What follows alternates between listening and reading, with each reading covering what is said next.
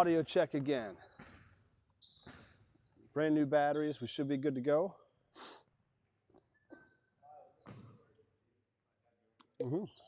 Yep, good to go. Pull that and hit record. Walk around if you need to raise it. Right there, however you want to do that. Okay, awesome. All right, so for you guys, we're going to go ahead and start off we didn't get through all of the series yesterday. So we're going to come back and work on the point series, work on the open series for these guys. And so I was talking to Coach on the way over, and he said some of the guys were asking him some questions. They're really good questions, like, well, Coach, how is this going to help us beat these two teams in our league that we can't beat? What's the team's name? Cypress and who? So how are we going to beat these teams? How is this going to help us? The first thing that you have to think of, like all the little details that we're talking about with the skill work. Okay, that's the very first building block that we talked about yesterday. Just a little ways that if you're playing against teams who are bigger, faster, stronger than you, you have to find something that's a little different. Like you have to find that savvy. You have to be a savvy player. You have to be a crafty player. And that's all those little things, like how can I get, because you guys are skilled. You guys are skilled. You're a very skilled team. You can shoot the three. All right, if you couldn't shoot the three, then you're more one-dimensional. You can shoot the three, so you can be 2 and 3 and 4-dimensional now. Okay, you might not be 6'6" or 6'5" and all of that, but you have a weapon that's going to force their hand to come out and guard you. So if you can get them to come at you and be off balance, then you can use those little things like, am I attacking at the right time when the defense is off balance? So all of the skill work, that stuff that we worked on yesterday, that's the first part. Now, what these guys don't understand yet, it's not, because we talked about the players are going to take you as far as they can take you. The offense is a tool. All right, the X's and O's are just a tactic. Okay, and we haven't got to the strategy yet, because strategy, I look at strategy and tactic. If you look them up, look the definition of strategy and the definition of tactics. They're almost identical, but to me there's a distinct difference. The strategy is the overall goal. It's how we want to. When I look at strategy in basketball, it's the style we want to play. When I looked at the tactic, that's the X's and O's that carry out that style. So the Princeton offense, it can be whatever you need it to be. If you need to speed it up and get into scoring actions quicker, we can adjust it to do that. If you need to slow it down to a crawl, so you don't have to run up and down with these teams that are going to score 80, and if you need it's like sometimes I feel like if you've watched the Princeton offense teams, like any Princeton team from 90s on up, Air Force in the 2000s, they were like number 1, number 2, number 3 every single year in defense. And it's not necessarily because they had the best defense. Their defense was stingy. We're going to talk about defense today. But it's their offense that kept the defense off, or kept the opponent. They would come down and try to score in 3 seconds. We'd come down and try to score in 30 seconds. They'd come down and try and score, and they got less possessions. So sometimes you can use your offense as your best defense. So what we're working on right now, fellas, is just the tactics, just the different offensive stuff that we can do, and it's just a tool. All right, once we talk tempo and strategy, because if you guys run up and down like you did the other night in your summer league game, that's the kind of team you can run up and down and just beat. But when you try to run up and down against a team that can run up and down better than you, that's when we have to change the style a little bit. So that's something that your coaches are going to decide. We'll say, hey, we're going to take all of the offenses and the X's and O's and stuff, but we need to change up our style a little bit so that we can compete with these teams that like to run, okay, or that are just bigger, faster, that have maybe a little bit more talent. But how can we use our offense to carry out the strategy that's going to let us negate what their strengths are? Okay, so if they're really good up and down, if they're better up and down than you, then we need to slow it down, and they'll become a little bit more frustrated. They won't get as many offensive possessions.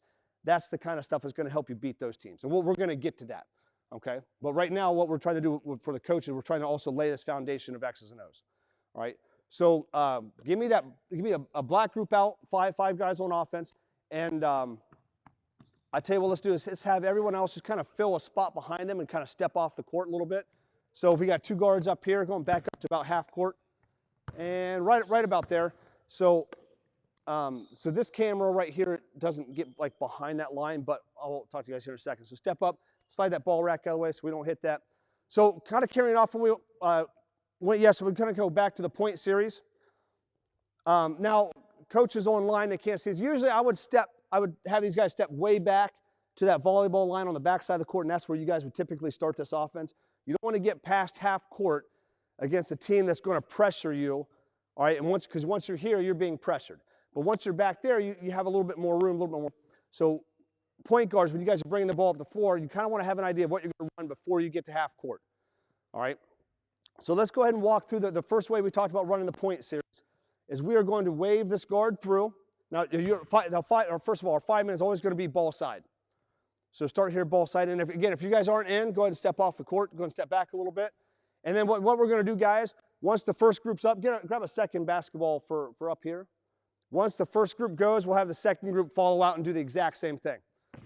All right, so we're going to wave this guy through. Now, again, we want to, instead of, because a lot of times, sometimes you guys are cutting in front of them, sometimes you're cutting behind them. We want to make sure that this is consistent. This is something that you do. If you guys run the point series the way you did the other night, where sometimes you're just cutting in front and you're not running this brush, that a better defensive team is going to take this away a lot. Okay, so just trying to kind of critique some of these little things and fix these details a little bit are going to help you make sure that you can run the offense against a team that's better defensively. All right, so as soon as you're going to call point, point, point, you're going to wave him through. Okay, you're going to take one step back, and then you're going to turn, and you're going to put the defender here. So now you are headhunting right through the middle. So you find that midline. It's kind of like where that nail is on the foul line, right here to where the yellow line is. You're going to be right at the defender. All right, you're taking your man away, or if you need to take him away, take him away. If you can just, if he's not pressuring you, if you can just juke one way and come back, it kind of depends on what you need and how they're guarding you. All right, you chop your feet, and then you break out just before you hit me, and you sprint between the elbow and the three-point line. Right, and again, depending on some coaches, like, well, I like catching it on the elbow, and you'll see some coaches have them catch it up here at the three-point line. It kind of depends on your personnel. If this is not a three-point shooter, or even if it is, it just kind of depends on how you like the spacing to be. I know a lot of college coaches will like to catch the ball out here because their player can rip through and they got all this space. And plus their three-point line's way out here as well, so they have more room. So kind of adjust it to where you like. I still, and when I watch Air Force and even Georgetown, when they had Roy Hibbert and Jeff Green, these guys are all 6'9", 6'10", and they're catching the ball right here at the elbow. So it just kind of depends on what you like. This is kind of what I like. So now we have the three options, right? You can go right, you can go left, you can go straight. So let's walk through point, screen, away. So you're going to screen. Now when you drop this down, we talk about this pass real quick. So when you make this move, and we talked about two-handed chest passes. This is one of those passes where you're not going to throw a lot of two-handed chest passes. Not your big. So when you make your move here, and if you're guarding me, this is why we want to get to the point. This is a little detail. We'll run the point series about where you guys get on the court is really important. Because a lot of times, if you don't make this move over here and bring them this way, if you just come up on it, next thing you go, you hear and they're really trying to guard you. If you have to come past the point, what happens is this defender gets directly between you and your five, and now you got to pick it up and you got to do this stuff. All right, and now he's standing, and if he's standing, his defender is now caught up, and his defender's got his hands in there, and it's harder to make that pass. So you really want to make sure that, like when we run low post, if you can just make a little move, just get you leaning, and then one dribble, now you're kind of on my side. Now I've got a straight look. Okay. Now I like to feed him two ways. It's either with a one-hand bounce pass to his outside hand, or I'll catch it here and just up towards his outside hand. So either up or either down. It doesn't matter to me. But when you watch guys, once they get really good, it almost gets to the point where it's like, whoo, and they're just dropping it down and they're ready to go screen away real quick. So when you guys are actually dropping this pass down, it's kind of like good basketball players can do 2 and 3 things at one time. They can like pass and cut right away. Or they can make a move, boom, and they can, as they're passing it, boom, they're already ready to go cut. All right, so it's going to be real quick. Now so you're going to be that. You're going to come down here and screen the elbow. We're not, and I don't even care, even if the defender's over here, I don't want to screen right where the defender is. I want the screen set so that there is space, because I want, again, I don't care how they guard us, I just want to see how they guard us. So you have to give him an opportunity. So once you screen the elbow, you're going to chop your feet, and you're going to come here, you're going to chop your feet now, and you're going to try, the first thing we're always going to do is go back door. So you're going to juke high, see if you can get me to go this way, and then you're cutting back door as hard as you can. A lot of times this back cut is not going to be open early, but it may be open late. So a lot of times, so when you guys are doing your skill work and your layups, work on those reverse layups, right? Because those are the ones that are going to be open the most often. And again, that's 2 days in a row. Turn that one on.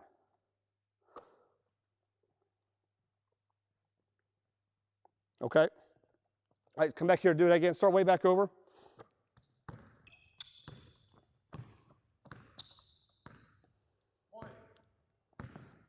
Side feet, pop up, screen, boom, back cut, good. All right, next group up, same thing. Next group up, do the exact same thing. Point, point, point, make a move.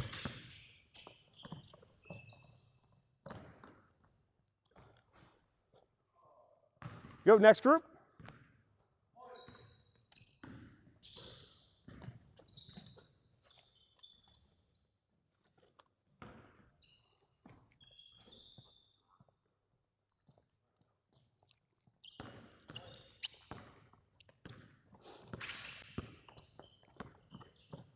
Now, you see where you screen? Yeah, and you guys need to be able to coach each other. So you're screening way out here, and what's happening is you're not giving him enough time to walk in, and his defender's like, oh, the screen's right here, so that he's already aware of it. Screen over here and give him room to work. Okay, give him room to work. Now, when we're going through this, just like we go through low post, there's a progression in scoring actions. All right, so when we go low post, the first scoring action is the point back door. The second scoring action is a 5-man making a move. If the 5-man can't score, now we snap it to the point, shoot that 3. Okay, same thing here. The first scoring action we look at is that back door. Do it a couple more times. Here we go.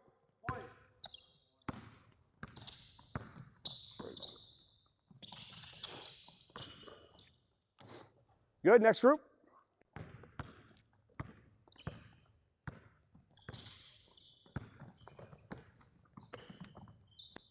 Good. Now again, 5-man, mix it up a little bit. For right now, keep your back to the basket. Right now, keep your back to the basket. Once we put a defense on, I'll talk more about when you can reverse pivot and square up and how to do that. Right now, keep your back to the basket. Okay, now we're going to say the back door is not open.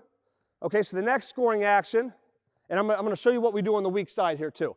But the next scoring action is when you set this screen, we always reverse pivot. Okay, sometimes when I was watching you guys the other night playing the Summer League, you would screen like this and then turn like this and go. I don't like that because I think it takes longer for your eyes to get to your teammate because your teammate's right here with the ball. And it takes your eyes all this long. Now you can see what's going on. But if you reverse pivot, now I immediately can see what's happening. Plus, your defender is in here.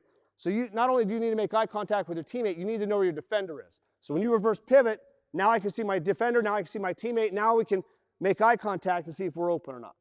Okay, so I want to hit the screener, boom, popping back, and shoot that 3. All right, go. Step back. Good. Screen. Good. Back cut. Good. Now. Good. Now come back. Now, there's multiple ways to run the point series all the way through. You can run this in a way where we try to spread the defense out, depending on your talent level. All right, if you have lots of shooters, you can just get out and spread it out. If you need, some teams need the offense to manufacture and get your teammates open, and some of them don't as much. Give me that first group back up again. So let's walk through this. Let me talk about what's going to happen over here. I'm going to show you one way, and then we'll talk about others in a little bit. All right, send them through.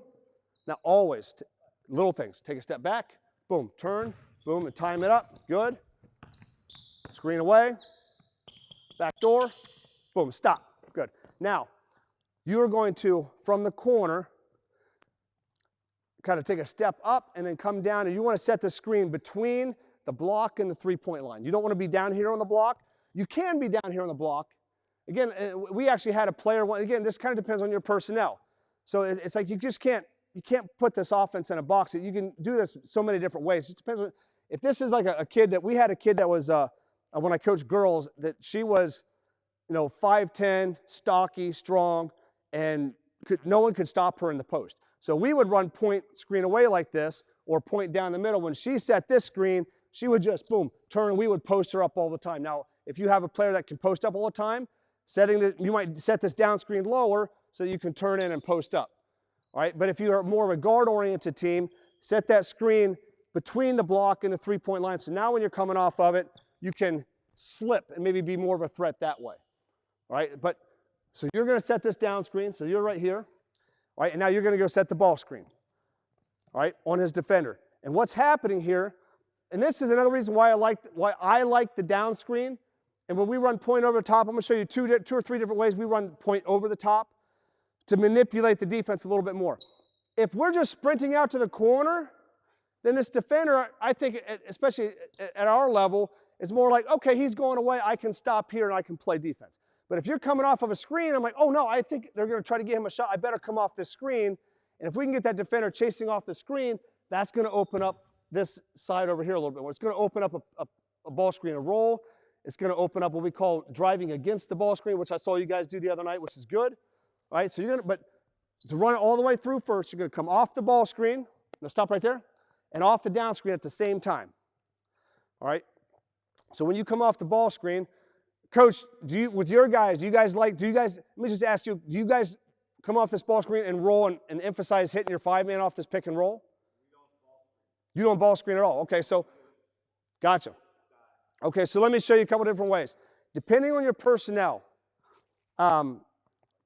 if you have the players who can ball screen and roll, you can emphasize that right now. And this kind of goes back yesterday. We talked about what do you want to rep, or what do you want to spend time repping and what don't you? Because sometimes this pick and roll could just be a very natural thing. Your players get it. If your players don't, then let's work on it. But the next scoring action here could be come off this ball screen. If you've got players that are pick and roll players, ball screen, and now you can roll, and you can actually look at this first. And if you have it, what we'll say is we'll come off the pick and roll. You're coming off that down screen. Go ahead and drive it in here and go ahead and dump it in here for one.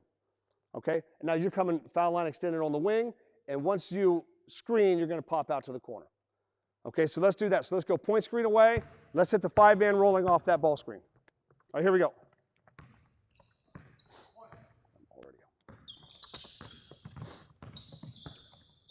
Good, screen. Boom. Good. Good. Good. Next group, same thing.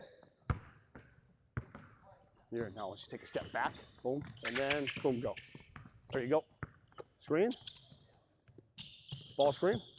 Roll. Good. Good. Okay, next group. Now, as we progress through this, guys, and again, so Sunday we're actually going to go through like a whole, we're going to run like a real practice on Sunday with a group that hasn't run any of this. So it's going to be kind of fun. It's going to be like from the beginning. I'll let you guys tell me what you want to see installed. But you see, we're trying to get to scoring action. So one thing that your players might do is, and our players always is, sometimes they would get caught trying to run the offense and would stop looking at the scoring actions. So emphasize as you, hey, this is where we get here, we're trying to score this way. And if we can't score that way, we go to the next one. And look at the scoring action. Look at that scoring action. Look at that scoring action. And then let's go to the next one and see if we can score over there. Okay? The reason we got away from the ball screen is there's teams in our league, they'll hard hit and they'll trap the point guard coming off that ball screen. And our guys are kind of smaller guards. Yep. We just get swallowed up. Yeah. And that's a perfectly good adjustment. So his question is, sometimes this is a smaller team compared to the better teams in their league. They're bigger and faster, bigger and taller. So if that's something you have, some things that I might do is they abandon the ball screen because they're getting trapped a lot off of it. Sometimes we'll come set the ball screen and you can ghost it. You can set the ball screen and slip, but just try to get that guy to hedge a little bit and then you can slip it, or you can abandon it completely at all, or just come over here and flash so there's no ball screen. Yeah, that's a good adjustment. Yeah. Yeah, that's a good adjustment. That's a good adjustment. Yeah. All right, so let's run this all the way through. So now let's run to the ball screen and let's stop there. All right, here we go. Good. Back cut. Good. And stop. Okay, now we're going to use the ball screen. If you roll, now sometimes we would roll, sometimes we would see a flat hedge and our guy wouldn't roll, so sometimes we would kind of let them make that read. But now use the ball screen. All right, and if you roll, that's fine. But as soon as if you're making eye contact with him, he's trying to look at you. When your eyes leave him, like, I can't get it. Now your eyes go to this one. All right, so now you're coming off the ball screen. You might get here, but then you bounce out. Okay, or you might come off that ball screen, and if there's a hedge, so if you're guarding me, and there's a hedge, okay, maybe you can't get in there, so let's come here. All right, so now we're going to hit, here you go, you got it. You're going to hit here off of this one. And again, your down screener, if he's a big, he can down screen and post. Or if you're big on posting your guards, even your guards can down screen and post. And really, if you look at this, because after you set that ball screen, now you're going to go set a drift. So follow the arc, and you're going to set a drift. And essentially, this down screener is the shuffle guy on chin. You guys see that? Do you guys see the position on the floor? I'm like the shuffle guy on chin. And if I'm not open, as soon as your eyes are off me, your eyes are on the drift, I pop out to the corner, or you can just get out to the corner. Okay, depending on what you want to see in the offense. And now we're off the chin drift. And now everything is the exact same as chin. You can shoot it, you can drive hezzy, then drive it. You can dribble out back cut, you can give and go, you can drive and kick, and go through all of that. All right, so let's run that all the way through. Let's get to the drift, and then let's drive and kick for a 3. Here we go. Good.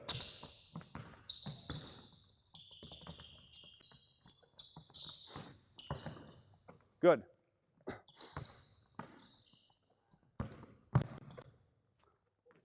Good. Good. Do it again. Same group, go again so I can point this out. This is kind of in the context of the offense. We talked to our players about changing speed, where they're going first gear and then boom, then they're going hard again, then they slow down. We want you guys to do that same thing in the offense. So sometimes you're going to come up relaxed dribbling, and then you're going to make your move and you're going 0 to 60. And then once you make that pass, you're going to slow down again a second. So I'll see, like, let me be real quick. So we'll wave this through, we'll go point, point, point. And then all of a sudden it's like, boom, it's hard, hard, hard. And I drop it down, then I slow, slow, slow. And you come cutting in, and boom, it's hard, fast, fast, fast. And then it's slow. And then it's fast. And then it's slow. Okay? So as you guys are playing through, kind of think about, I don't go one speed. Okay? Even if you don't have the ball, it's not like you're going one speed all. If you go one speed all the time, the defense can time it up with you. Okay, but if you can go fast and then slow it down, and then go fast, and then go slow it down, and that defender's like this, and they're like this, and then you're going to get them here, and then you're going to get into a scoring action, and that's when you're going to be able to take advantage of that. Okay, that's the first thing. Second thing, let's get to this drift. So this is coming off of this drift. It's the same as the chin, but the footwork is different. All right, so the footwork is different. So run point screen away again.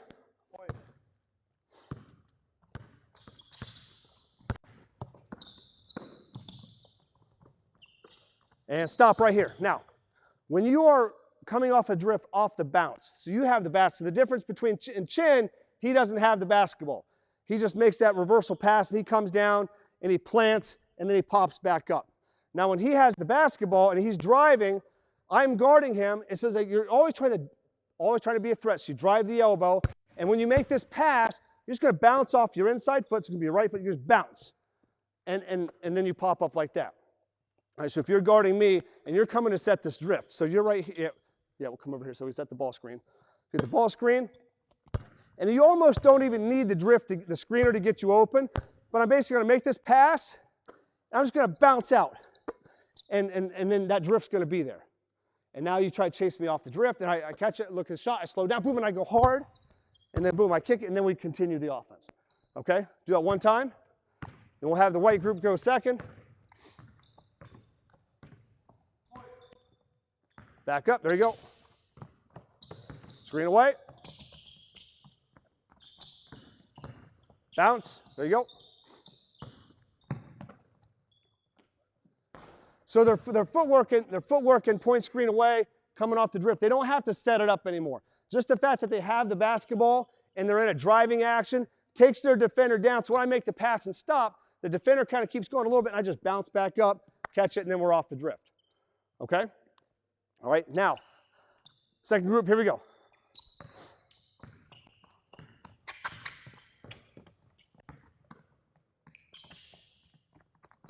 Ball screen, drift, good. Good. All right, first group up. All right, so that's the core way to run point screen away. The other thing, like I said, you don't have to set this down screen. If you just want to spread it out and let them play, you don't have to set the down screen. Just have your guys out in the corner or have them cut and get out to the corner, fill up, and spread them out. All right? Point over the top. I've run point over the top personally like 3 different ways. I'm going to show you. Yeah, I'll just show you all 3 now because it kind of depends on if you want to run your offense up more tempo, if you need to be more deliberate, if you need to slow it down, you can run it this way. If you want it to look a lot different than point screen away, you can run it one way. If you want to, you can modify it and make it look just like point screen away to simplify it. So if you need to simplify your offense, I would modify point over the top to make it finish the same way point screen away does. But if you want it to look different and get a little bit different action, you can run it these other ways. So let me show you the first way that I learned how to run point over the top. Let's go ahead and wave them through. Everything here is exactly the same. All right, now, once you hit, now we're going to go over the top. So point over, and you're going to screen where the defender is going to be, which is down here. All right, you're going to walk into this the same way we talked about yesterday. Chop your feet, boom, go back door. Okay, now, scoring actions. The first one's always the back cut. Okay, the first scoring action is always the back cut. And then the second is you're going to reverse pivot the exact same way back to the ball, to the 3-point line. This is the way that I started running this, and I got this from Air Force, is you're going to cut through the opposite wing. You're going to come into the elbow. So you're just going to walk, no, stay down there, right under the rim. You're going to walk right into the elbow, and you're going to set an elevator screen. So you're going to be right foot on the elbow, so he just goes straight up this lane line. So what you're going to do, as soon as you go back, and you don't slow down when you go back door, you're going to come straight up this with your hands out, looking at the 5-man, looking at the ball, coming like this. Okay, so that's what you're doing. All right, you are still hitting your point guard, hit here, and everything is the exact same for you. So ball screen, okay, just like that. Now, when he comes off the ball screen, it's kind of like point screen. Let's stay right here. When he comes off, you're coming off the ball screen, the same time you're coming off this elevator screen or down screen, okay? So it's like point screen. You come off a screen the same time I come off a screen. And what happens just by adding this screen, and again, I especially like this for high school because you don't have that spacing in here, is that defender's like, oh no, they're trying to get him a shot. So the defender's going to be more amped to chase him off of this screen. Instead, if you just send him out to the corner, they're probably going to stop down here. So it's just kind of, what do you need? With your personnel and with the opponents you're playing, do you need something that's a little bit more structured? This is the perfect example of what manufactures a shot in Princeton versus the players creating. So this is something that's going to help manufacture more space, manufacture more scoring, or give your players more room to go score. So you're coming off the elevator. We'll run this all the way through, then we'll come back and break it down. Come here off this. You have a ball screen and roll, scoring action. If you don't have that one, you're gonna come straight up the lane line. All right, you're gonna stay on this line. You're gonna come here. You're gonna hit this one. All right, now at this point, you're gonna pop right up here to this lane line. So you're gonna hit him, and then boom, you're gonna kind of stop right here on this spot, and you're gonna pop back out here to the 3-point line, foul line extended. All right, you're lifting off the corner, so you're lifting up, filling to kind of watch the guy in front of you. You reverse here. You're gonna set now a back screen. You're gonna go this way to the block. You're gonna pop, and you're gonna flare. And the reason I like this Princeton likes these weak side flares because no, I'm guarding him, so you're screening me. So if I'm guarding him, you're gonna come screen me right here, like this, and then you go straight to his spot. So it's here, boom, then it's here. Okay, so that's what we're gonna be doing. Okay, so let's go back to point screen over the top. And let's hit the back door for a layup. Let's hit the back door for a layup. Hard. Boom, good, good. All right, next group, same thing. Here we go.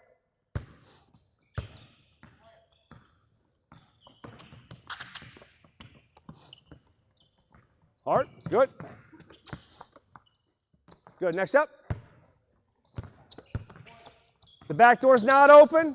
Hit him shooting a 3. Over the top. The back door's not open. There you go. Yep, yeah, I want you to shoot that 3. So that's what, if you guys just shoot the first, every time you catch it, get in the habit. If I'm screening and if I'm a shooter, I'm always like, boom, shot first. Okay, and the thing is, if you just catch it and go, that defense is they're just going to time you up. They're just going to go with you.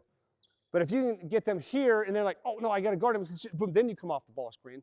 Okay, now you just added another layer of ways you can attack them. All right, here we go. Next up, or same group.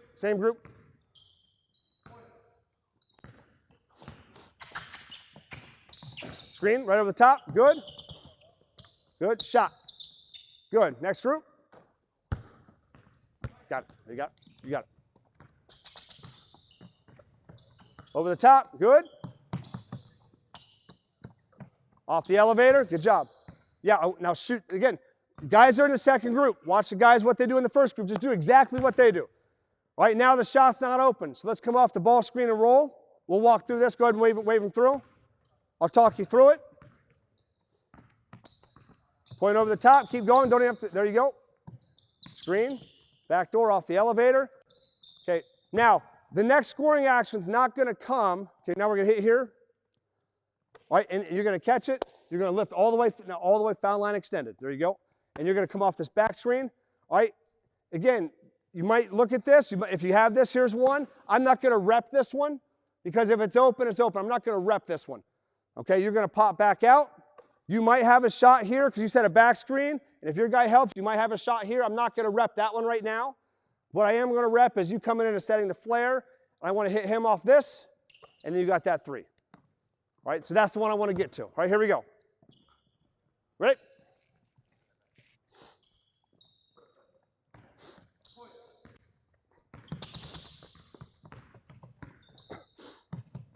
Good.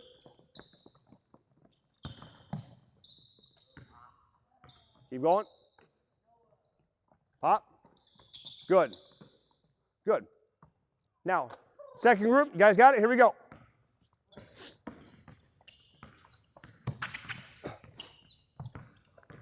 Good.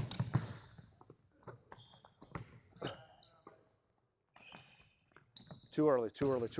So once you make that pass, your momentum is going to take you here. You come here and you stand, and then he comes, boom. And then when he catches it, boom, then you go. Okay? All right, first group up. Now, just to kind of show you this on the court, again, all of these series come to a natural end. So once we're off this flare, you should always be thinking as a coach, well, what's next? If we get them off the flare and we don't get that shot, what's next? So when you're actually building your offense, if you like point over the top and you have a dominant and you like low post, if you want to run those two together, this is something to kind of watch what happens when we get to this last flare. You flare, and I want you to roll to the basket and see if these guys can pick up what the next series is going to be. And I'll stop you there. All right, here we go. Point.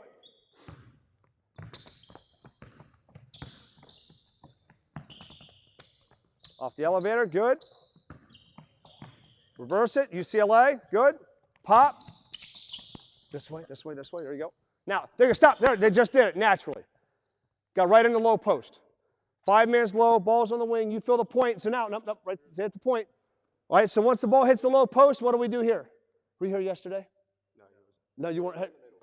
Yeah, so you're right at the top of the key. Yeah, hop in for a minute here so you can see this real quick. That's all right. That's all right, you weren't here yesterday. So as soon as the ball touches the 5, boom, you back at the point. Scoring action 1, go that way, watch the guy in front of you. Scoring action 2 is you, and if you can't score, you snap it here. And guess what you got right back into? Point. Slide down to the corner. Drop it down here. Guess what you guys can do again? Over the top again. Or you can go, or if you have screen away, if point screen away and screen over the top, and that's what I call making the offense come full circle.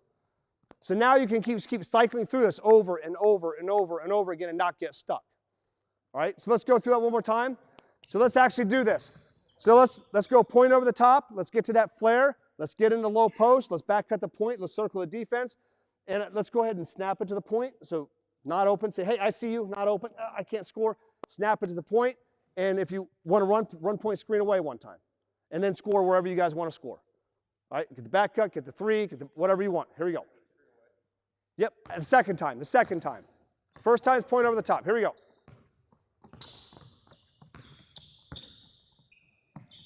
Good. Good, stand, nothing's going on. Boom, there you go. Roll. Low post corner, now come down here corner. There you go, snap it. Good. Good. Good. Now, what happens is that they get going and you forgot one thing. You need to screen the elbow. All right, so those are the little details. And they'll get that through repetition. You screen the elbow, don't screen your teammate. Okay, second group, you guys want to try it? Here we go.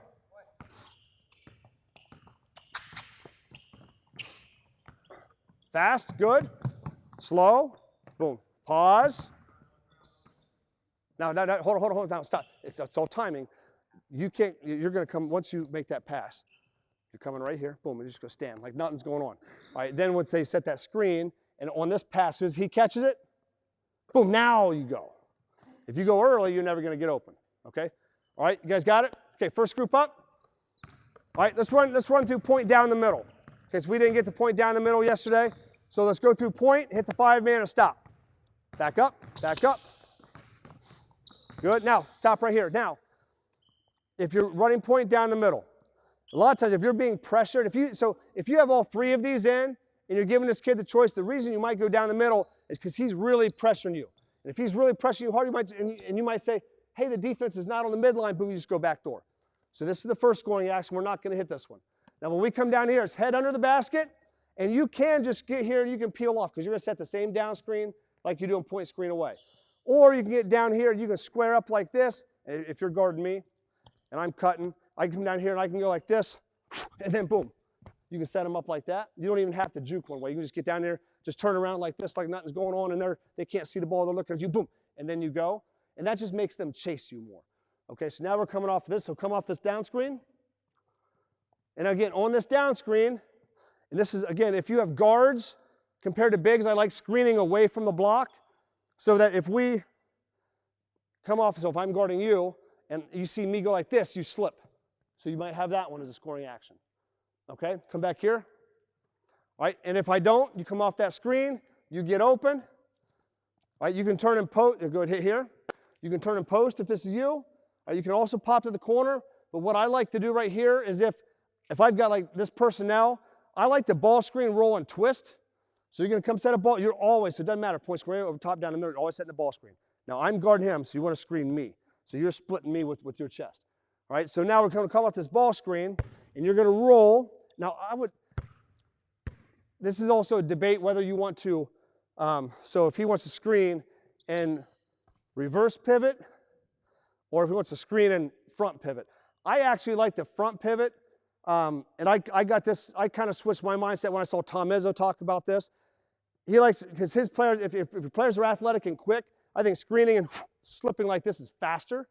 But sometimes you got those guys that they're just big and wide, and they can just screen and they can do this, and they can just hold guys. So it kind of just depends on, I like giving them the option, hey, if you want to, if you're a little quicker, just screen and slip, okay? Or you can screen and roll, but I want you to screen and slip, okay? Because you're probably, the bigs are gonna be a little outsized you, so you might be a little quicker. So I want you to screen and slip so they're quick. And when he rolls, so you screen and you roll, you're gonna, what we call twist. So you guys are switching spots. So you're in the post, and what's going to happen is while he rolls, you're going up. And if they both come up here with this one, you've got him on the roll. If they both stay on the roll, because maybe his guy stays down here, you can throw it back there. But when you come off this, you might not get in this deep. You're probably going to be like here, boom. And then if they stop you, you can bounce back. And now you're there in the low post. You can turn it around and throw it here, okay? And then get back in the low post. You can also get here and chin, chin, chin. Back dribble, and then everyone comes up and runs chins. But let's throw it back here and run low post. Okay, so point down the middle. So again, if this is one that you like, it's like, what do you want to run next when this comes to an end? If you don't get anything out of this scoring action, this ball screen and roll and this twisting action, if you don't get anything out of here, what do you do next? Okay, here we go.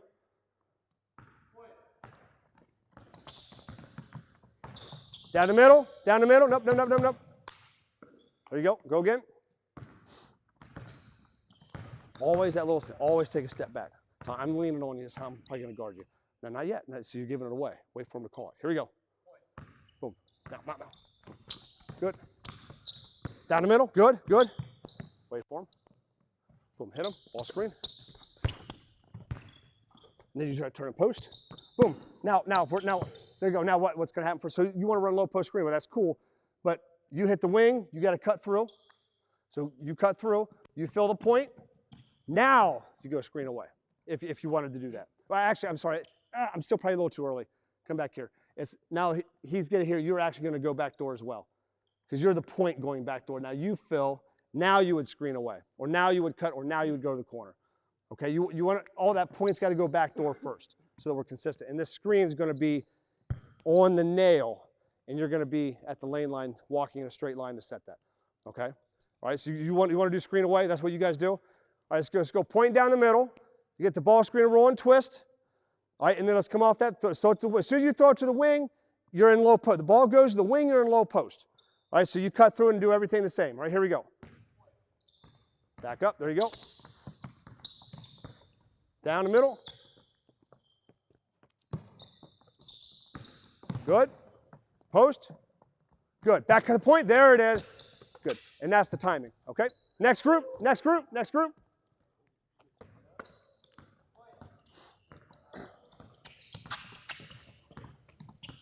There you go. Down screen. Ball screen and roll. And then so you come, he's going to set a ball screen for you, just don't dribble in one place. So he sets this ball screen, you got to go somewhere with it. All right, so you go to the middle, you roll, you twist. You guys are switching spots. So now you're filling the wing, hit the wing, you cut through. All right, now you're filling the point. You don't go until the ball hits the 5. So you want to try to, when you twist, try to catch up here around the foul line. Now you hit the low post. Boom, now you back cut. Now you fill the point, and now you're in your low post stuff, okay? All right, one more time, one more time.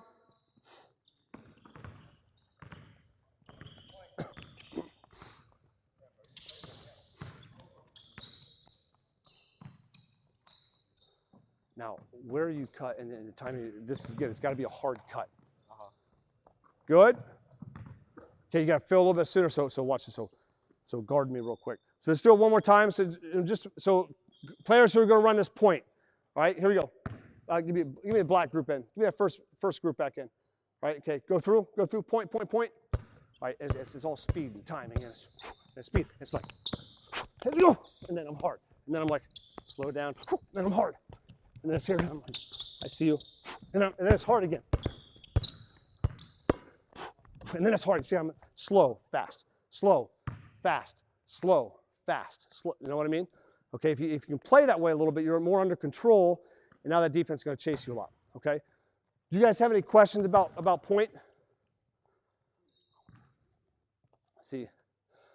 Coach, what is the footwork you teach the post here while reading the split action? Oh, that was about 30 minutes ago. So, okay, so I think, Coach, you're asking, so run point again and hit the 5. Let's go back to where we're running like point screen away. So, go ahead and pop up here and catch it. So the 5-man's footwork. Is that right, Coach Monday? So screen away, let's go and screen away. I like back to the basket just like this. Now, we talked about this a little bit yesterday. If that defender is on him like this, if you feel me right here, it's back to the basket. Okay, so your footwork is just like that.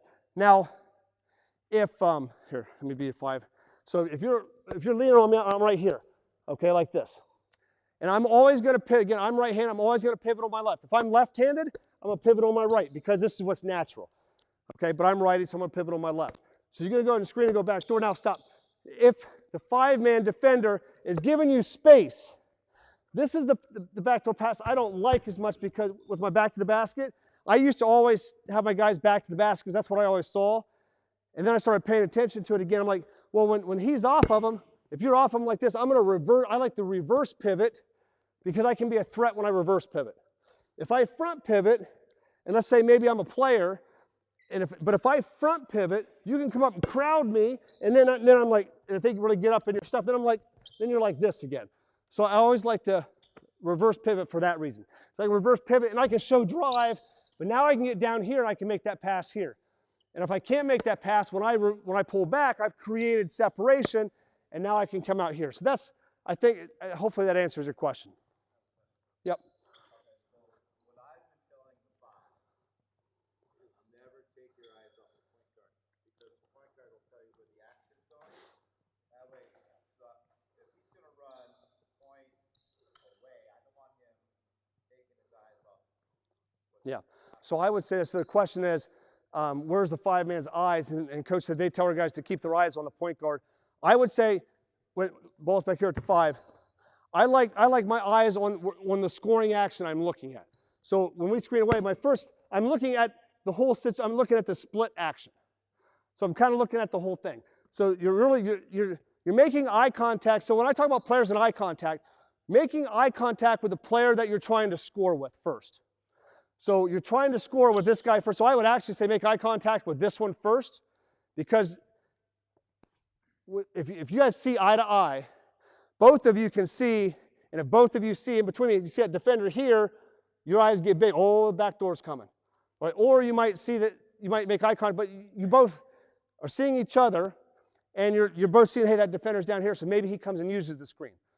Okay, but what's going to happen is, come back here, I'm going to make eye contact with the cutter first. Boom. Go back to it, and because this is if you're looking at him the whole time, he won't see this. So you look at him, and then as soon as your eyes are off this one, as soon as he takes his eyes off you, he's done looking at you. You're done. Hey, and that's kind of like the terminology I said yesterday.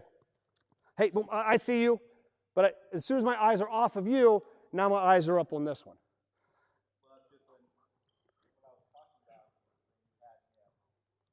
when you had pivot, Reverse pivot.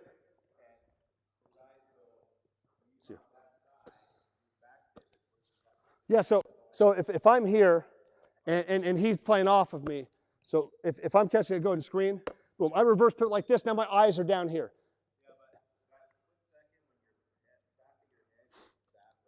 Yeah. So you like the front pivot like this? You can try it both ways. I personally feel like if I front pivot, if there's a team that comes up, or like if they're aggressive, and if I front pivot like this, I feel like it takes me a long. My top foot's coming on the high side. Now if he's open, I got to make this kind of pass. You'll see your high school guys do that. Well, see, and that's where my philosophy is a little different. I do not want my right-handed guys pivoting on their right foot like this, because once they do square up, it's just awkward. And I see, like, again, the guys that I've coached, like once they pivot on that opposite foot and they get into a one-on-one situation or an attacking situation, they travel. It's just weird. It just doesn't feel right.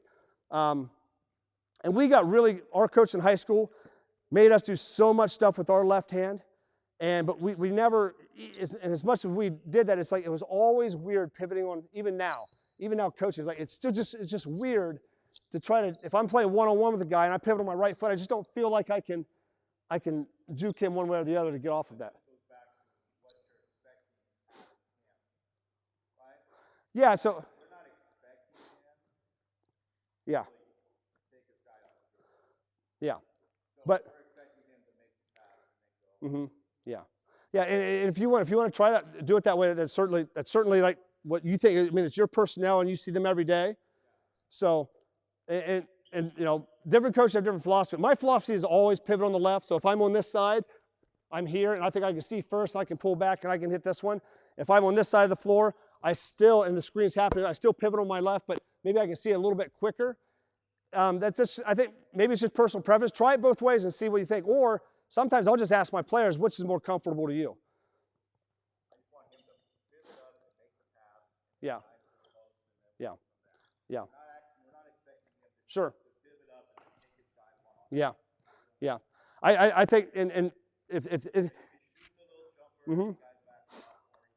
yeah. And like I said, I kind of also feel like if you front pivot, it's like it takes your foot from here all the way around to here to get back into a spot to shoot that. Where if I reverse pivot, boom, I'm here. I've created separation by juking here. I push them off, and now when I square back up, I can create separation. I just feel like if I reverse pivot, I can see the first scoring action quicker than if I come this way. I'm taking my passing arm away from where they're cutting. But if you don't feel like you're getting a lot of that back cut, and you want to focus on the screener popping, because I know you guys also do a lot of curling off of this, then if you just want to catch it here and just step like this, that's perfectly fine. Yep. Okay, all right. Okay, so now let's go to the open series. 5-man coming right here at the top of the key. I'm going to rep the open series first. Go ahead and let's go and give the ball to the 5-man. Let's go have you two guys in the corner, you two guys on the wing. All right, and guards that are outside, just go ahead and fill in these spots. Actually, I'm going to put the ball in the wing here first. Later, I'm going to show you how we get into the open series. But first, we're just going to rep the different scoring actions. So it's usually always going to come from a wing. You can also, there are ways, that if you want to run open, if you want to run like small ball, 5-out Princeton, I'm going to show you how we differentiate Princeton's 5-out, what we call open. Princeton calls this 1-2-2, like the actual OGs, they call this 1-2-2 is what they call when they get in. I call it open because some of the audibles and wrinkles I like to run, I like to have a number after this. But what happens is the ball is going to get to the wing, and the quick version is anytime you get to a chin drift, getting into the open is easy. So it's like you run a chin drift, point screen away, point opposite. You get into any of that drifting action on top, that's going to get you into open out of the offense. You can get straight into it, but we'll talk about that later in another session. All right, we're going to hit the 5 here. All right, and now we're open. Now let's put white on defense real quick. The reason I love the open series with the ball in the middle of the floor is because there's no established help side defense. There's no midline defense. So if you're, let's say you guys are like in a mid pack. So you're right here 50-50. You're right here 50-50. You're going to be up a step probably. All right, you're kind of almost 50-50 between your guy. You're going to be about right here. You're going to be about right here. And if you have a post player or a guard, if you're running more of a small ball action, that's a really good passer, this is an amazing action because we're going to go, you can go backdoor or get a handoff. We're going to teach the backdoor first because we always teach the backdoor first. And again, day one, guys, the first 30, 45 minutes of practice, when we worked on back cuts from this spot, this was me driving it out, and you're going to drive an elbow, and you can come either way. So if you get the, let me be for 1 second. If you get the ball from that side, okay, every coach says, get it, swing it to the other side. You can do that, or you can get here and also come back same side. And I'll actually show you why same side might actually be more aggressive and get more scoring opportunities out of. But you're going to drive the elbow. When I dribble at the elbow, I'm not dribbling at my teammate. You're going back door. Now come back up here. We showed this yesterday. Is when you go back door, all you're trying to do is get behind your guy and on top of the next defender. Okay, and the only thing that's going to dictate if you're open or not, to me, if you can get even with him, and if these two guys don't rotate quick enough. And if you cut hard, if you make a quick decision, if you're here quick, and you're open. Okay, now most of these layups, guys, are going to be on the weak side. Most of these layups are going to be reverse layups. So it goes back to the skill work we worked on yesterday. Do you have those 4 layups? Okay, you don't have time to go back door and do this stuff and get off the right foot to shoot with the correct hand. Okay, so whichever way I go, you guys are just standing, hey, like nothing's going on, but you know as soon as yep. All right, you're there. Okay, now come back.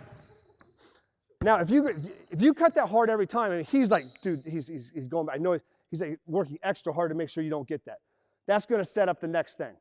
Okay, but the first scoring action is the back cut. So just walking through this, boom. You go backdoor hard, boom. Now stop. Every time, the core concept is every time you dribble a guard backdoor from the wing. All right, so go back to the wing. You're a guard.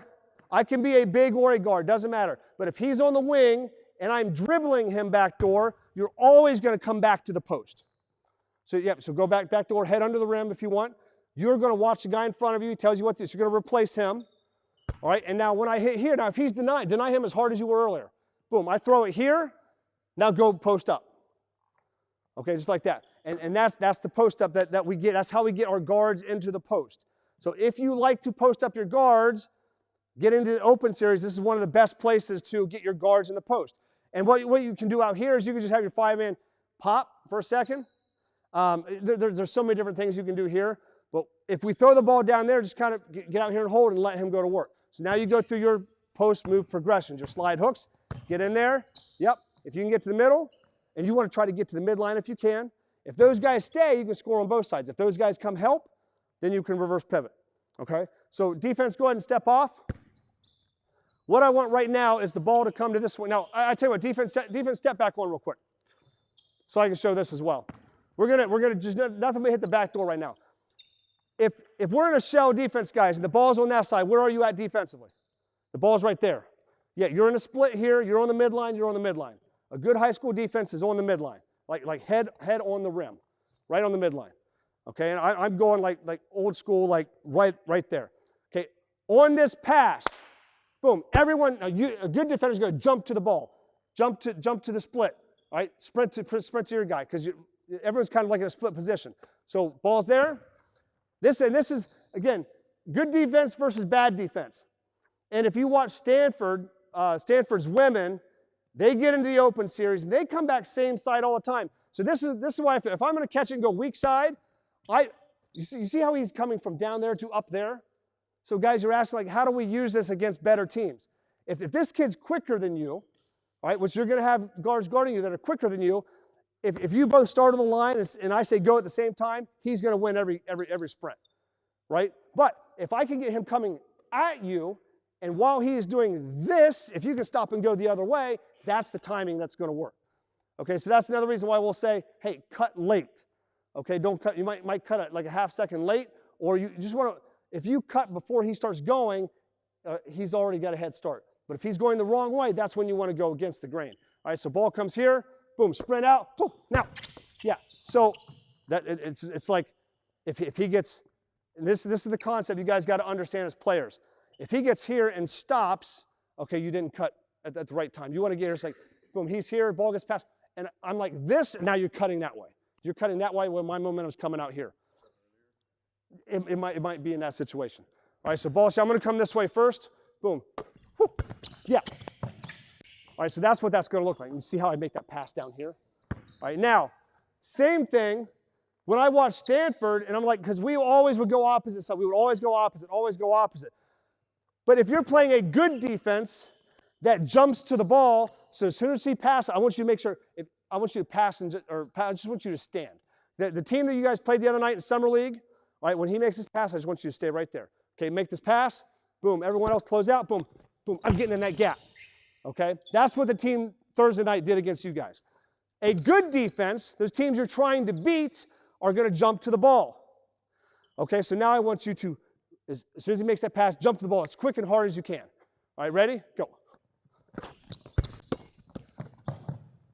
Okay, and here I'll throw it with my right or backhand with your left, whatever you're comfortable with. Okay, so that's why I really like going back same side as well. If you're playing a well-coached team that plays defense well and they jump to the ball well, and a lot of teams, they'll jump the ball, they'll jump to deny. When he's jumping this way, boom, and I come at you, I'm using his strength against him. And we talk about that all the time, is we don't want to fight our opponent's strengths. We want to use their strengths against them. So if this kid's quicker than you, you can still beat him backdoor. We just got to work together to get him coming the wrong way. When he's coming one way, boom, we go the other way. If he's going that way, now what happens if I come at you and he goes down, you're going to come up. All right, then we'll be able to go both ways, okay? So white step off. So all we're going to do now is your decision. Mix it up, 5-man. All right, you're going to catch it, boom, drive the elbow, back up for a layup. All right, pop back up, next group will go, pop it up here, go opposite. You sometimes come same side, sometimes go opposite. You guys mix it up. All right, you got it? Here we go. Second ball, next group up, next group up, next group up. Here, I got you. Oh, you got it? You got it, you got it. Here we go. Boom. Drive the elbow. Good. Now, again, a bounce pass and a skip pass. A bounce pass is what you did. Get that ball down here and make it a skip pass. All right, here we go. Good. Lead it out in front of them. These are going to be reverse layups. Good, good. Watch me. Watch how I make this pass. Here we go. Ready? See how I'm down here when I release that ball? If you're down here, you can throw it underneath their hands. If you throw it from up here and it does that, it bounces high, that defense is going to get a piece of it. All right, here we go. There you go. Good. You got to work on it. You got to work on that. You got to work on that. Here you go next. You're aware of it. Now you have to work on it. Good. Next up. Here we go.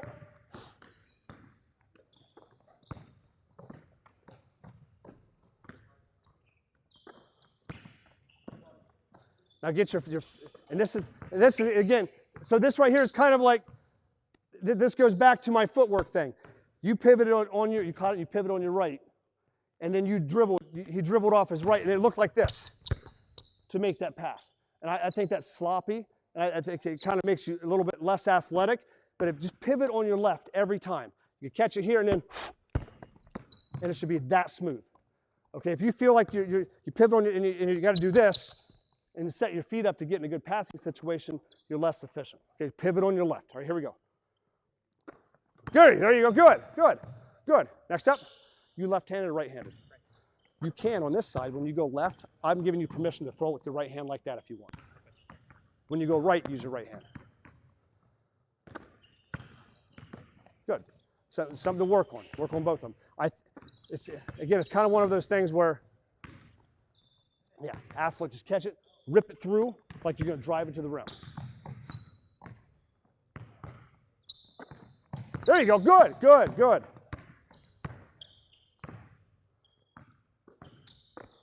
Good, now come back same side once. Come back same side once. Good, good. All right, okay, first group back up. All right, defense, go ahead and guard him again. All right, now we're going to go to the next thing. So, all right, here we go. So ball's here where you're at defense. Ball gets thrown to the top. All right, let's dribble one back door, whichever way you go, doesn't matter. Go back door. Now, back door's not open. So you're going to lift. And a lot of times, if you guys are shooters, my eyes, when that back comes, I'm coming here to shoot. So I come up here, ball comes to me. I'm looking shot first. Okay? I'm looking post second. All right, now this is what happens, and we're not going to rep the shot. We're not going to rep the post right now. We're going to run this offense through. There's multiple things you can do here. So you've caught the ball here now. You're in the post. If he's making eye contact with you, you stay. When his eyes leave you, now I'm playing with the next guy. I like to first try to keep these. What I like to do is I like to run these different series, and the actions are different early, but they end similar to something else that's in the offense. So what I'm going to do is I'm going to have you actually go here and set a ball screen. All right, now what does this look like? Yeah, it's a ball screen roll and twist on this side. And if we're open and we go back door, you're going to slide up to the lane line. You're going to slide up to the foul line and up right here at the lane line. If you come too close, your defender's coming over here and they're going to get in the way of the ball screen. So you stop right there. Your defender stops probably right here on the midline like this. All right, you're right here. So now, as soon as you're off the ball screen, all right, you can come and set a flare screen back here. You can focus on that one if you like to focus on that one. If you're guards, and coach, this group, you guys have a lot of shooters. I like this action for your group. All right, and if that one's not open, you can turn around and throw it here. Boom, and now you cut. You're in low post. Whoever's closer, pop to the point. Feed the low post. Boom, back cut the point. Circle the defense. If he's not open, don't throw it. You can score. If not, you snap it to the point and you get back into the point series. Okay? All right, so right now let's run open with the defense. Defense just kind of like dummy it up a little. Get to the right spots, but dummy it up a little bit. All right, let's hit the flare on the backside and shoot a three. Here we go. Good. Ball screen. Good. Good. Good. Go again. Go again.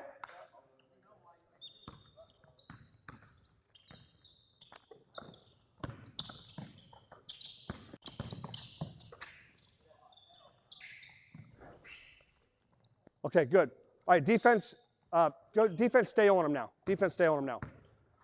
So we'll run this through until they get the back cutting part of it down. And then the next step is, if you have shooters like with you guys, once you go back door and that defense, all the scouting reports against you guys, hey, watch the back cut, watch the back cut. They're going back door. They're going back door. Okay, and then you guys go back door and you do that. And then what happens is we snap it here, and now they're playing backdoor. So now, the way you want to think about this exchange, when he drives this elbow, if I come up, it's kind of like if I come up, then you go backdoor. Or you can also kind of like walk into a straight line like it's point screen away. Okay, and you can start chopping your feet. And if I'm down here, the way that I like this here, guard me for a second, or hop off here. Who's guarding me? So he's coming this way. Is now, if my guy's really laying off, and they're really I can walk in a straight line, chop my feet. Now, if you try to come up, boom, I can still go back door, But what I like to do here is if I'm walking up, I kind of want to, boom, pop right behind her. She's going to hand it off, and then you're going to ball screen him. So we call it we'll say dribble at, come and get it, and you're going to hand it off, ball screen. So it's going to be, boom, it's going to be hand off, ball screen. And just from here, just pivot over and screen like that. And you're going to pop up and look for a 3. Same way, when they go on this side, you're going to slide up to the lane line, you're going to slide up to the foul line, and we'll set a flare on the backside. The exact same flare we did when we went back door. Okay, so that way, it's familiar, it's similar, it's the same. All right, here we go. Dribble at, hand off. Good. And you'll get that. Go again. You'll get that, but go again. Right now, I want you to. And again, guys, this is you guys asked this question to Coach last night. How does this help us beat the better teams? All right? If you just go ahead and throw it here, let me be you. When he dribbles, if you just do this, a better defender is going to be able to guard that. That's easy to guard. All right? It's a little detail. But if you do this, chop your feet, and then actually make him make a decision, because he can time that one speed thing up. All right, but if you come in and he goes in there and you chop your feet, oh, he goes high, and you go low. Okay? But if you just go hard like this every time you come and use it, you take away that option of going back door. So even if I'm going to go back door, I might not be able to go back door from here. He might dribble here. I might not be able to go back door right away. I might have to take one step in and then boom, go back door. Yeah, I see you. All right? No, I want you to get the handoff, but I want you to walk in, chop your feet, and time it up a little early. You see him coming in, you're like, oh, yeah, here, and at least chop your feet for 1 second. All right, here we go. Good, there you go. Now, and again, this comes back to changing speed too. So when you do come and get this handoff, it's here, it's chop your feet, boom. You're stepping back and you square up and you pause. Because the first thing you want to look is, can I score, can I get a shot? And what happens is he's chasing you. Now the reason you're coming and using the screen is because he's sagging off. So he's in a deep pack line. You get it here, you set, then you screen it and you screen that guy. I got a shot. Now what happens is I'm almost now this is how we change the speed of the offense. You're going hard off the screen. I catch it, I pause. And when I pause, I look at the rim.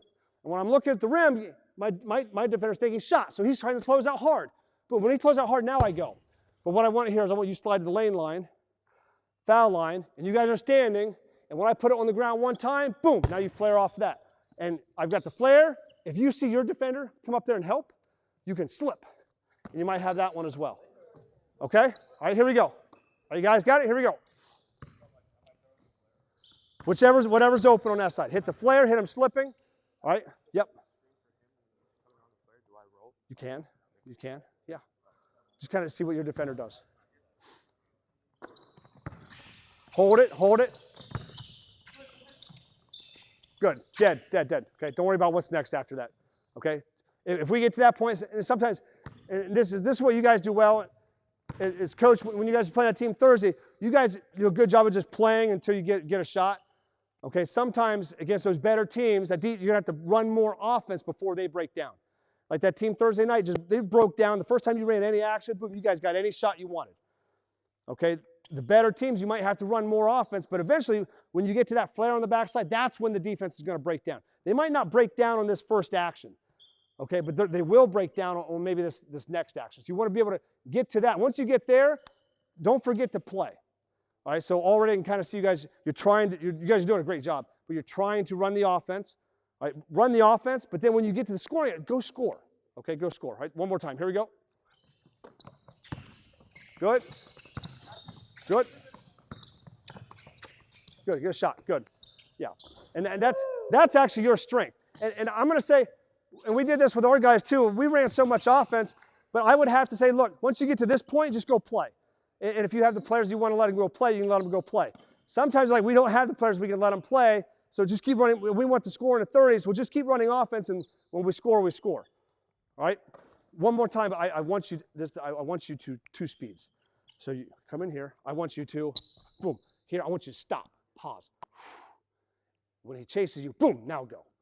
So I want the offense to run, and I want the offense to slow down. Boom, and I want it to run again. I want to go first gear to sixth gear, to third gear to sixth gear. Okay, here we go. Good. Good, do it again. Even, that was good, you stopped. But it's like you went hard, boom, and then you went hard again. I want you to hear, give him one of these, give him one of these, and then go. I just want to really change the speed of the offense. All right, here we go. Good. There you go, that's better. Good. Good. Good. All right, good, okay. All right, you guys have any questions?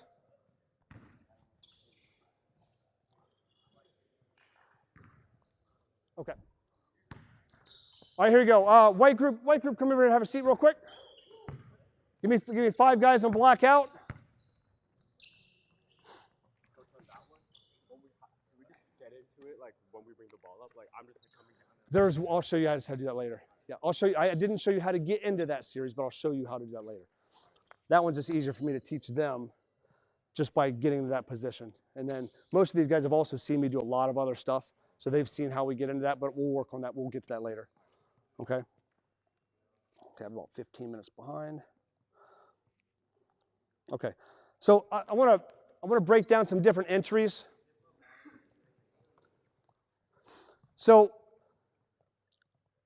basically at this point we've gone through the entire core series of the offense. So low post, chin, point, and open. So basically we've broken down all the core stuff. Now I kind of want to show you different ways to get into it, different pressure releases from up top, getting into the low post series, getting into the point series, getting into the chin series. What happens when they start denying things? How can we still get into the offense? Did you have a question, Scott? No. Okay, cool. All right, so come back up here.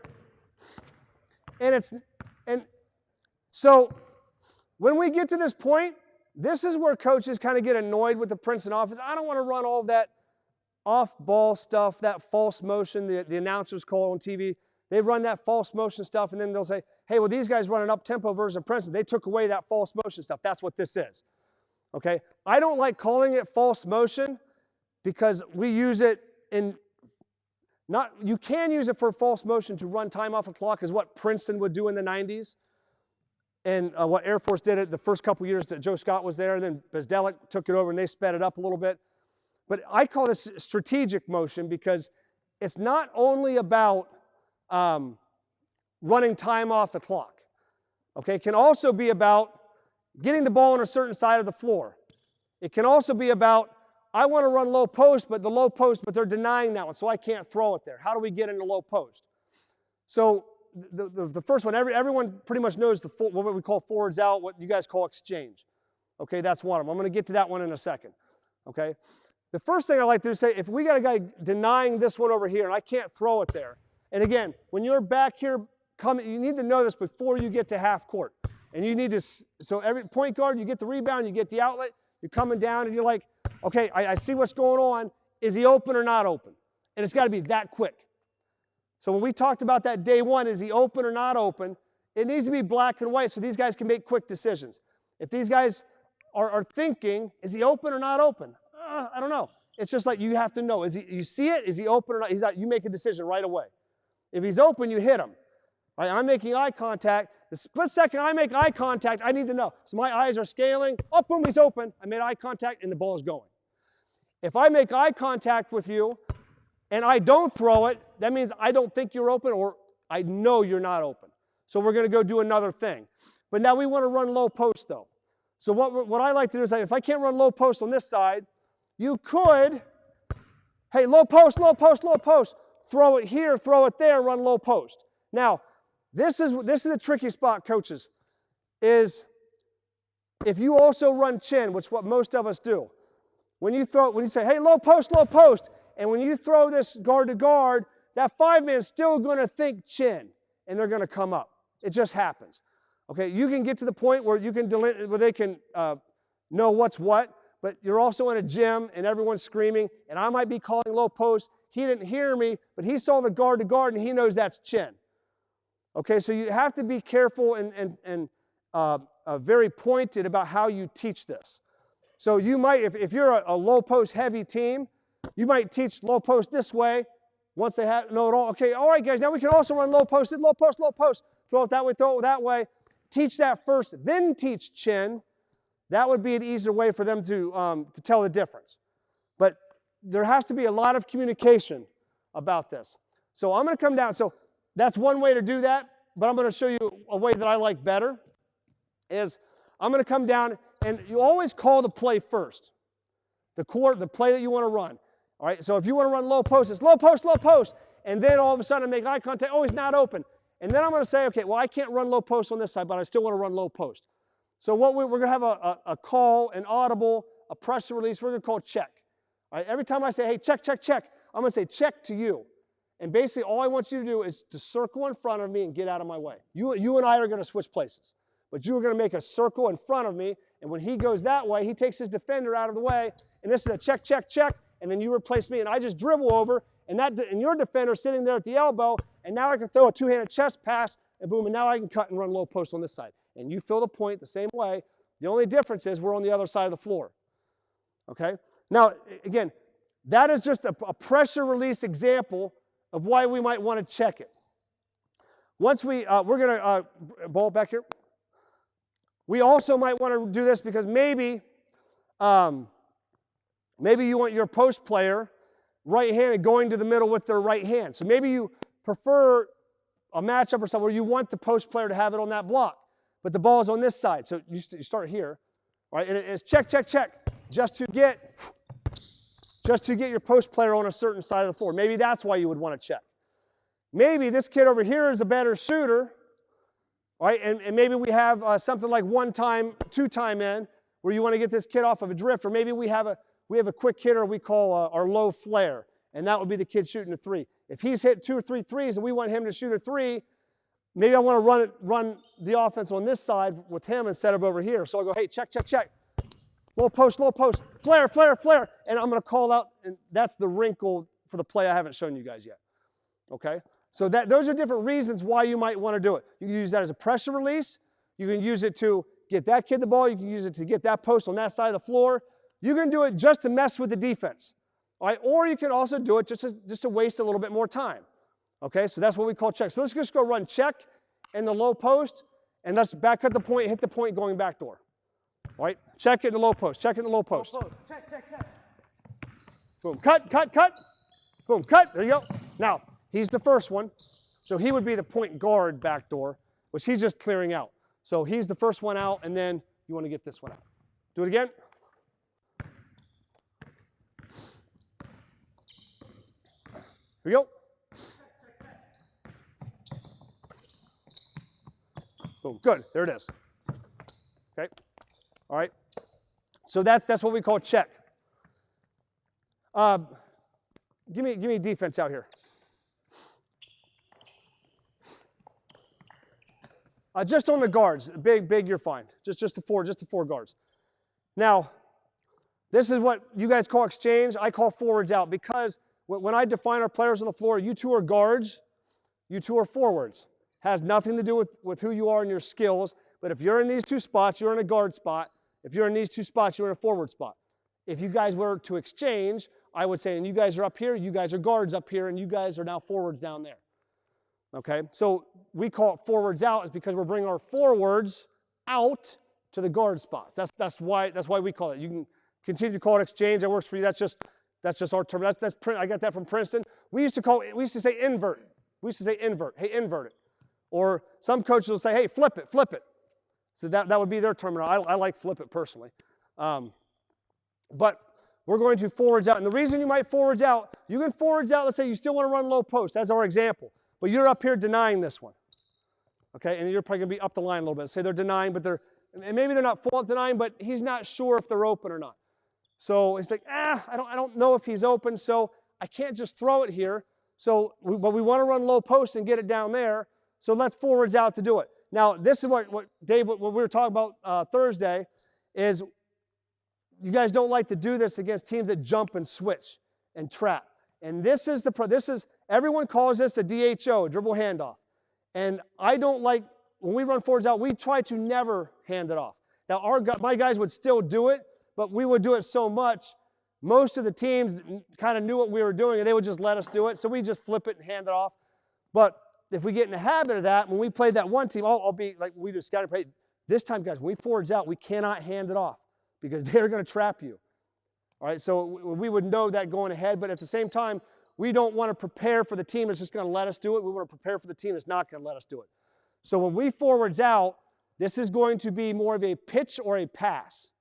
Okay, and you do not dribble at your teammate. What you guys do when you guys exchange, you just do this, and then you come and get it. And this is what coach is worried about, is you're guarding me tight, and they just, boom, they jump and they trap, and then, oh, and now you're in trouble. Okay, so there's no space there. All right, so what we want to do instead is when I say forwards out, sometimes I like, again, bringing the ball down on the right side with my left hand. Okay, or maybe it's with your right hand, but you say, oh, we're going to forwards out, forwards out. I put it in my left, and now I square up on my guy, and maybe you're out here guarding me a little bit. I want to take my guy here, make him move first, the same way. If I'm going to throw a low post, boom, I'm going to make a move here, so I can create an angle, right? And now what, you're going to stand. And now I'm not going to dribble at him, I'm going to try to drive the gap. I'm going to try to be a player, I'm going to try to get in the gap. But I'm going to try to juke him here, boom, make my move. Now as I start to get in the gap, you're standing and just stand like, nothing's going on, nothing's going on, nothing's going on. And then boom, once I get here, you sprint. You break away. So if you're standing, he's standing. He doesn't know when the race begins. The offense knows when the race begins. The defense is just reacting. We always want the defense reacting. And if that's the case, if you're standing and I get here, and when you go 0 to 60, that's when you create separation. Those two words again, and now I can pitch it. And now, if they try to jump and switch that one, just whoop, right back here. You know, and now you can go play. And that's a lot harder for them to trap and switch there. So I want to forwards out. Okay, now here's the next part. Be you, and then you be me, okay? Here you go. So go ahead and let's go about 50%. Whew, here we go. Now we still want to run low post, low post, low post, low post. You have to bounce back and get high, and I throw it here. Now you'll stay up here. But I'm looking at you, low post, and you know low post means throw it to a wing. Now if I throw it to you, you throw it there. But I'm just trying to sell this guy. I'm trying to sell that guy that I'm going to throw it here. And if he thinks I'm throwing it here, he's coming this way. And I got the ball. All right, so when I'm coming here this way, low post, and then you see my eyes like this, so you're like, he's not going to throw it back here. I've got to start working my way to help. And then boom, I come back. You've got to bounce back and high, because if he doesn't bite on it and he stays in here, go down lower. This is the problem. If your guys don't come up high above that foul line, right here, staying on the three-point line, defense, on it right there. Is he open or not open? I don't know. And I picked it up. Now I'm stuck. Okay, so you have to do your job and bounce. So I'm here. You have to bounce back away from the three-point line. So when I come here, boom, now I can cut. And now you can fill the point, and now we can run low post. Okay, so let's forwards out in the low post, and let's get the point back door. Defense, you can guard them. Here we go.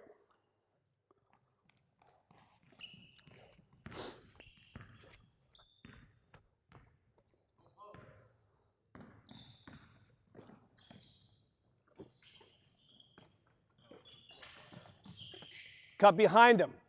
Cut behind him. Don't cut in front of him. See what I mean? Go again.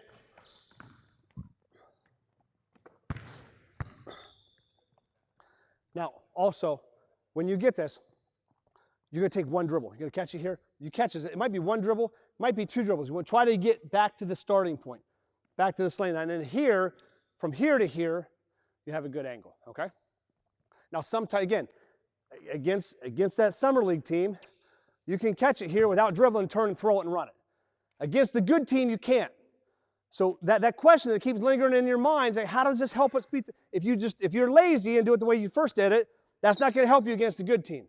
Okay, if you're disciplined and detailed, okay, that's how you're going to beat the good team. That's how you're going to compete with it's going to keep you in the game to give you a chance. It's a little thing, but a lot of little things add up. All right, here we go. Good. Cut. Good. Good. Good. Shot. Good. Good. Guys are picking this reads up. Okay. Another one I like a lot is forwards out opposite. So this is, Coach, we were talking about this the other day too. So this is actually the one I like the best against pressure. If you have a lot of pressure, okay, I like the forwards out opposite. Now, if I say forwards out opposite, what do you think that means? I'm going to forwards out with him instead of you. So that means, now a check means you and I are switching spots, right? Forwards out means I'm bringing both these guys out. So but I'm going to say opposite. So I'm going to play with him. So you're going to cut through the lane, and you're going to fill his spot. And he's going to fill mine, and him and I are going to switch on that side. Okay? So the reason I like this a lot is because this opposite wing's defender is down here on the foul line. Down there, probably on the elbow if you're in a technically perfect position. Okay, which not really a thing, but okay, so I'm going to say, hey, I'm going to say, forwards out, forwards out. That's the call. When I say opposite, opposite, that's the audible. Okay, an audible is like, hey, I made the call, and now I'm changing it. Or I made the call, and now I'm adjusting it. Okay, so it's low post, forwards out, forwards out. Okay, opposite, opposite. And you know, I see something, then you make the second call. The first call is always the first thing you want to run. Then you make the audible, then you make the second call. So, all right, it's forwards out, opposite, opposite, boom. And now I'm trying to, again, don't dribble at your teammate. They're going to dribble at their teammate. Drive the elbow. Drive the elbow. And as soon as you're standing, boom, you go 0 to 60, create separation. I hit it here. I come here, boom, I got to bounce back up. Boom, now you cut through, and now we're in low post corner. All right, whichever low post that you guys are running, you run low post. All right, here we go.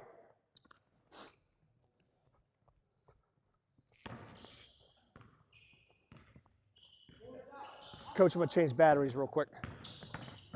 So we're going to lose audio for a second.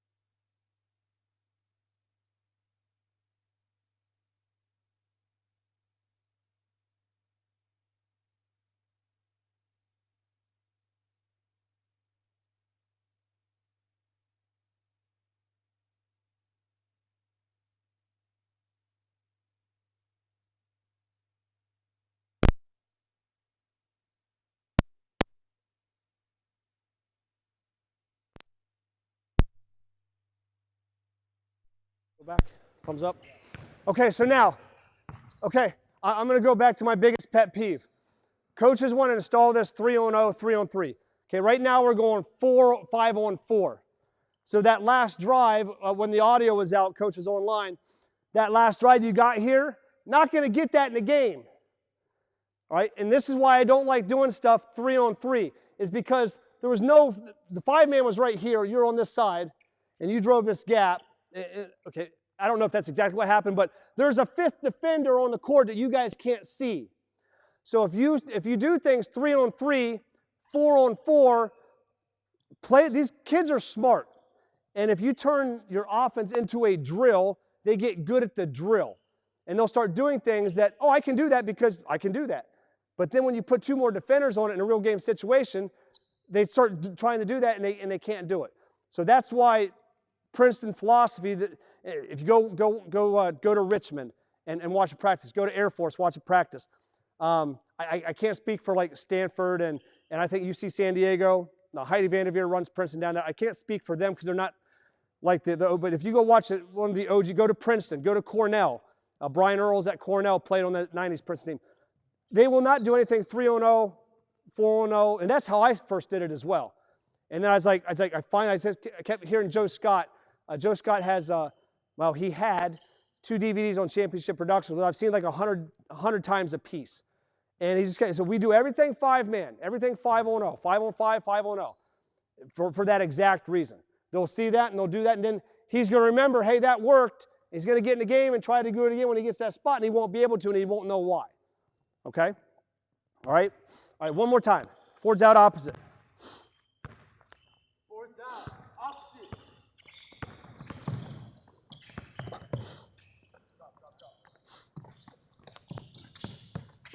Good. Screen, hurry, quick. I don't care what it is. Good. Play. Good. Not bad. This group does a great job playing. So, you know, I think, Coach, so if I'm talking to Dave and Scott here, is like, for these guys, they do a great job playing. And against those teams that you guys can show up and beat against half your schedule, you know, letting them play a little bit's good. But but preparing for the teams that you have to run the offense through. But never let them go away from what they're best at, and that's actually things break down, just say play. Things break down, mess up, play, and let them go be themselves. So you kind of like, you don't want to ring them in too much, but you don't want to just let them do what they did Thursday night against the best team in the league, because that team will run you out of the gym. So, but you guys do a really good job of just playing when it's time to play. Okay, guys, you guys can now hop in. Why don't you guys sub in? On the bench, guys, sub in. Okay. And let's have so everyone stay out here. Everyone stay out. We're going to go offense and offense. So no defense right now. So give me a black group up, and then give me a white group next. All right. So I may not do this with the defense, but so what we're going to do now is we're going to talk. So there's the core version of the Princeton offense. That's what we've done so far. So we've done low post, chin, point, and open, kind of down to, we broke it down into like a first principles, the most basic way that anyone can run it and still be successful. But everyone's got different players. Everyone plays against different teams, different defenses, different talent. So you can modify. And now this is where, if I were to start watching, I learned 90% of what I know about Princeton by watching film. And if I watch film today, there's more teams running Princeton, but no one's running it in a way that really makes sense. Because the coaches who have been running it since the 90s, the same guys, Joe Scott, Chris Mooney, and the guys that played there, they play. I mean, Chris Mooney's been at Richmond for 20 years now. I can't believe that. He's been at Richmond for 20 years. He has to keep changing things because he plays against the same 10 teams every single year. And they know what he does as well as his players know what they do. So they have to, the offense keeps modernizing year after year after year. And so when I watch what other teams do, you can start to modify things to, one, either to change it up because maybe you're getting monotonous, maybe the teams in your league, if you're running this for a few years and the teams are seeing the same stuff, now you can start to just change one little thing here, one little thing here. Or you can modify it and run it completely different way. So maybe it looks like it at the beginning, but then all of a sudden it's like, well, that's completely different. Or we just make a little adjustment just to create more space. And I got this from Coach Herrera at Piper High School in San Antonio last fall. They didn't have, their low post player was not a traditional back-to-basket player. And actually, this might fit for this person out here, because if he's going against 6'5", 6'6", 6'7", all season long, maybe you don't want him in the low post. So if we're going back to the low post series, fellas, and I know you guys also like to run a lot of low post screen away. What Piper would do, what Coach Herrera would do, is they would run low post cut and low post screen away. And he showed me some video. They chewed that defense up in here just by making this one little adjustment. Okay. You might start in the low post. As soon as the ball goes to the wing, you pop into the short corner, okay? And we're actually going to run low post from here. And if you can imagine, all right, come right here with the ball. All right, and the ball is right there. Okay, now the ball's down here. And here's, go ahead and throw it. And here I am guarding you guys, just where you're at. Okay, now this starts to look muddy because now you have a defender there, defender here, defender here. It looks muddy, but take him out here. Actually, a defense, come here and pop. Give me 5 guys on defense, 5 white guys on defense. Ball here in the low post, just so we can see it. All right, yeah. So I got point. You're on the point. You're on the wing. You're in the corner. Like we're running low post, guys. Guys guarding him. Give me a guy guarding right here. Okay, you're probably like this. All right, you're playing high school defense. All right, good varsity man-to-man defense. On the midline, on the midline. All right, this is, very fundamental. Okay, all right. It's just so crammed in here. And the high school game is packed like this because high school teams don't have 4 guys that can shoot 40% from 3 like the colleges do. So what they did is they popped him out here because their post wasn't back-to-back basketball. He was better squared up like this. So if you can't take guys off the dribble, you can do this.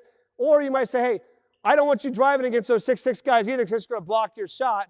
But just by moving him out here with the ball, just all the speed. Now there's a big hole right here. So now, as soon as he catches it, now you're still going to back cut and circle the D. You go behind your guy, all right, and you pop out, and then you pop out hard. and then he chases them a little bit, and you're coming up clapping for the ball. You stop at the point. Remember, as you're coming to the point, you get here lane line, and you start creeping, right? And you're coming up, and you're clapping for the ball, and all of a sudden, this is what this looks like. Okay, ball's back down here. Now, my hesitation was doing this was getting into point, because now this is a really long pass. So I haven't done this in real practice or game situation, real live. So I still don't like the pass to the point series from here.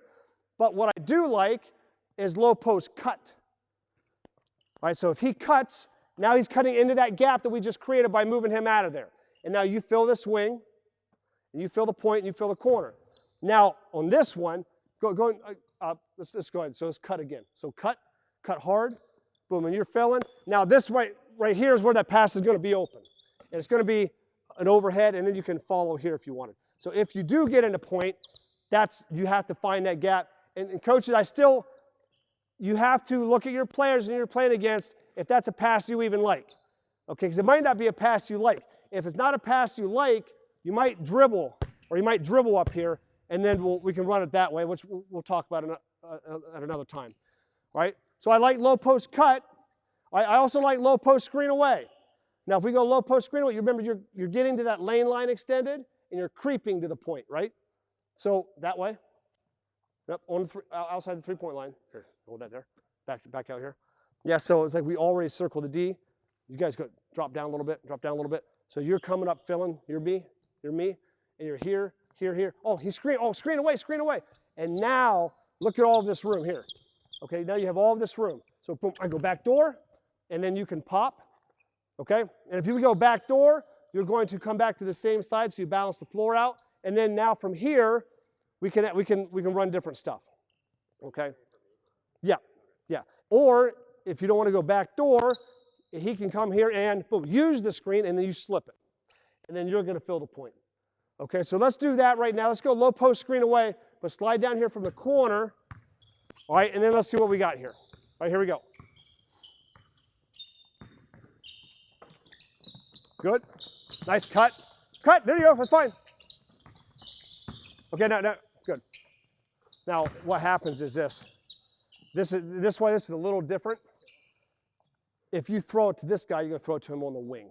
And then you're going to stay here because it's like you're back in low post again. If you throw it to the point, then you're going to come up. Then you'll come up. But I'm not throwing to the point right now. Okay? So go again.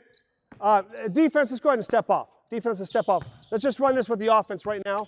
So because I want to show it. And then I want to show it so you guys can see it. And if it's something you like, go back with your guys and put a defense on it and rep it and see what it looks like with your guys. It's kind of like when you start tinkering with this and modifying it, it's like practicing medicine. A doctor practice. It's like a lawyer practicing law.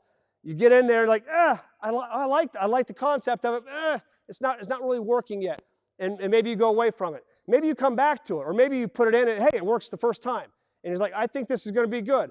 So it's something you got to get back in, and that's why I like showing as much as we can possibly show, and then you can go back and say, hey, I like the concept of that.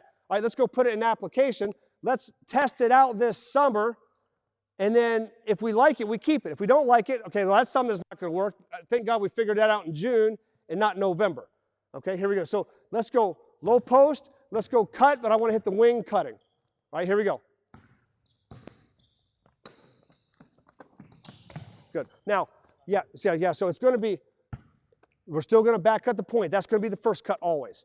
So you might have to leave a split second because this is a shorter pass. Before he touches the ball, boom, cut. I mean, in a split second because you still want to be open. So if he catches it, so if I'm here, boom, go ahead and cut through. All right, you pop out. It's like, boom, cut. And I want to pass, and I want to hezzy, or pass, hezzy, boom, and then cut. All right, just to give him you've got to go early enough, and you're not waiting on him, so he's got to go early enough, but you don't want to just pass and, well, sometimes you might want to pass and go, but sometimes you might want to pass, hezzy, and go. If your guy's like pressuring the snot out of you, pass it and just go. If your guy's kind of off of you a little bit, pass it, head, boom, and then 0 to 60. And you see how you change the speed. So this is going to be like, so if you pass it here, it's going to be like, it's open, so it's really going to kind of be up to you. I like straight lines, okay? And if he's playing you tight, straight line. Okay, if he's kind of off of you a little bit, again, it's just you just got to create separation here so that when you're around, when you catch the ball in here, there's no one around you. If you don't create separation up here and he's side by side with you the whole way, you're not open. Or it's going to be more difficult to be open and score and finish. So that's a good question. Okay, here we go. Low post cut.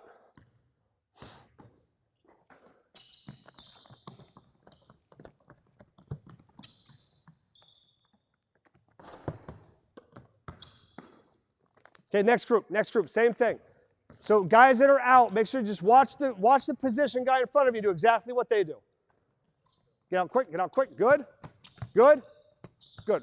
I want to hit this guy cutting, yep. So I want to hit the wing. So after the first cut goes through, the point goes back door, he's not open, and then this guy's going to cut, boom, I want you to hit him, okay? Go, next group, let's go.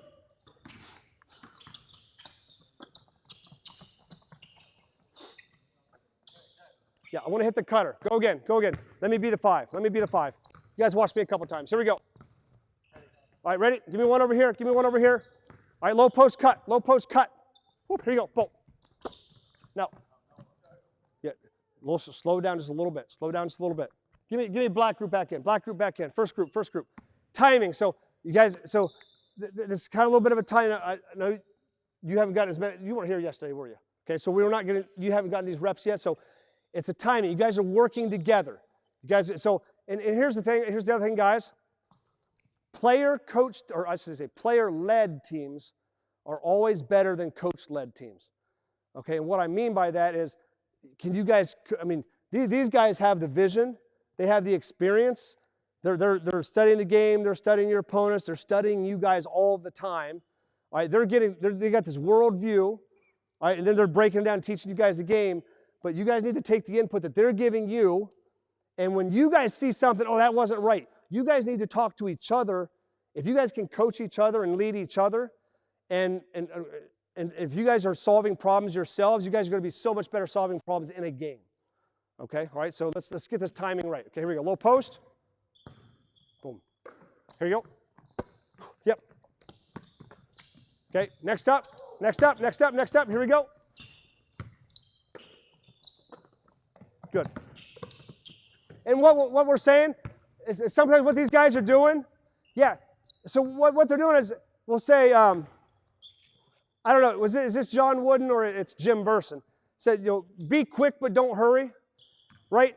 So if they're playing fast, they're in a hurry up here, and this is spinning fast. They're like, oh, I gotta do this, and I gotta do this, and they're in a hurry. We don't want you guys to be in a hurry. We want you to be quick, but we don't want you to be in a hurry. So I want you to do, so that's like, we want to go slow, then fast, then slow. I want to make the pass, then pause, whoo, and I want to be quick. And then it's time to be slow. And then boom, and then it's time to be quick. But I'm never in a hurry in your head. All right, here we go.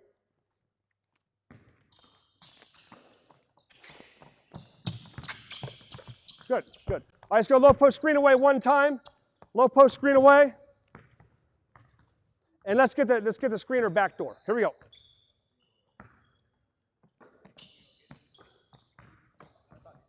Yep. So screen away. So now it's low post screen away. So now you're not going to come to the point and wait for it. You're going to come to the lane line. So it's like you're creeping to the point, waiting to see what he does. That lane, yeah, that's because there's more space. There's more space that way. So when I hit here, it's like, okay, oh, I'm coming. I make it, yep, and I'm here now. Again, I'm going to screen the nail. I don't want you to cut from up there. I want you to walk in a straight line to me. You don't have to get so close to me. But I need you to start coming this direction so that you can pull your defender from down here to in between us. If your defender is here, the goal is the further away you are from me, the further your defender can relax. Closer you get to me, the further your defender has to come up. Boom, now you can get that defender leaning, and now you go that way. Okay? Now if you screen the nail, reverse pivot to the top of the key. Okay? Here we go, to the point. All right, here we go.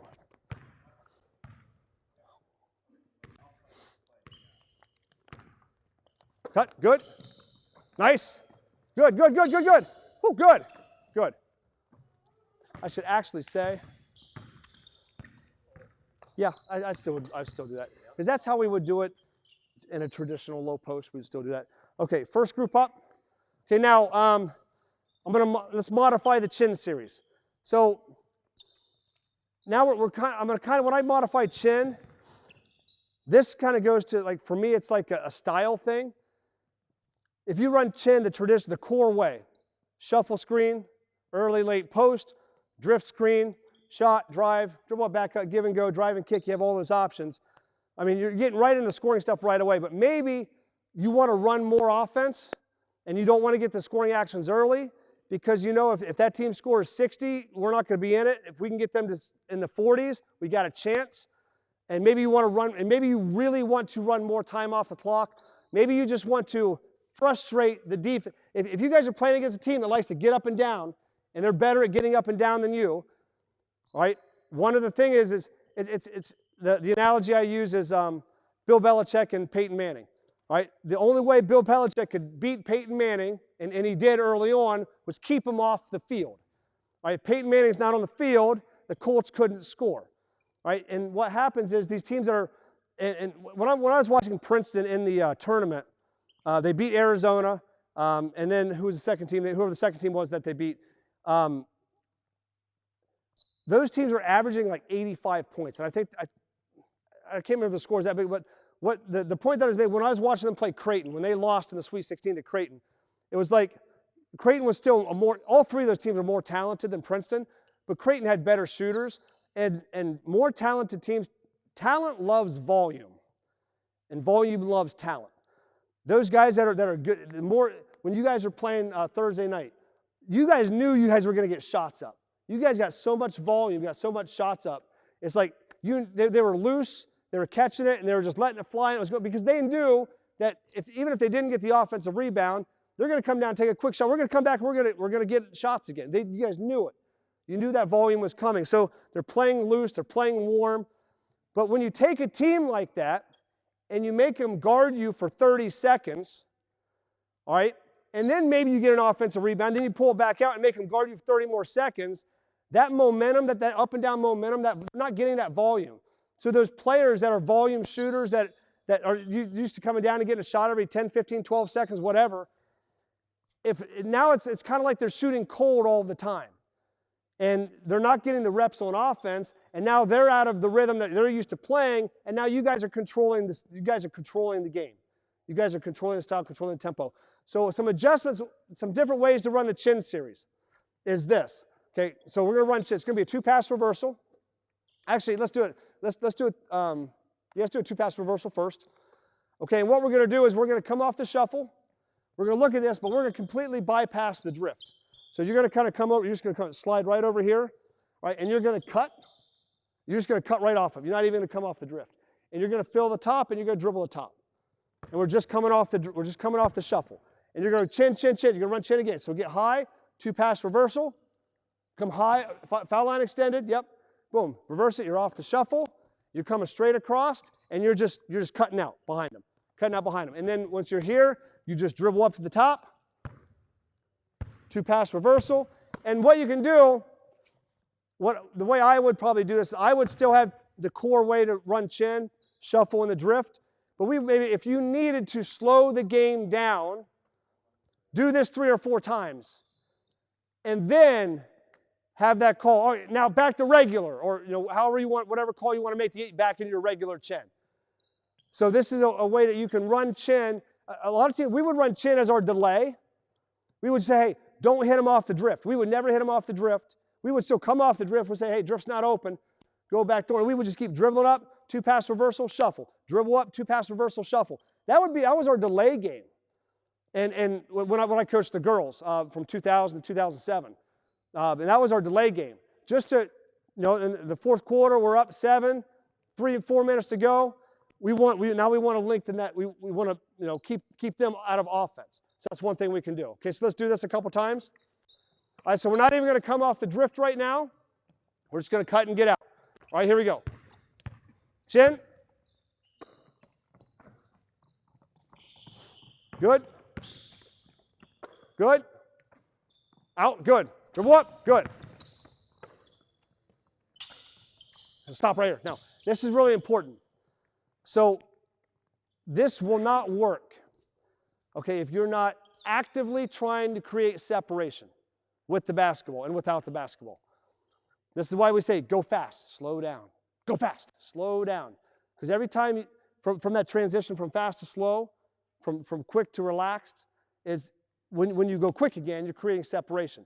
Now, if you guys are over in your spots over there, and this is where you're not creating separation right now, is when you're here, drift goes back door, you got to be with me. If you come up here early, I know you're probably there just because you can hear better.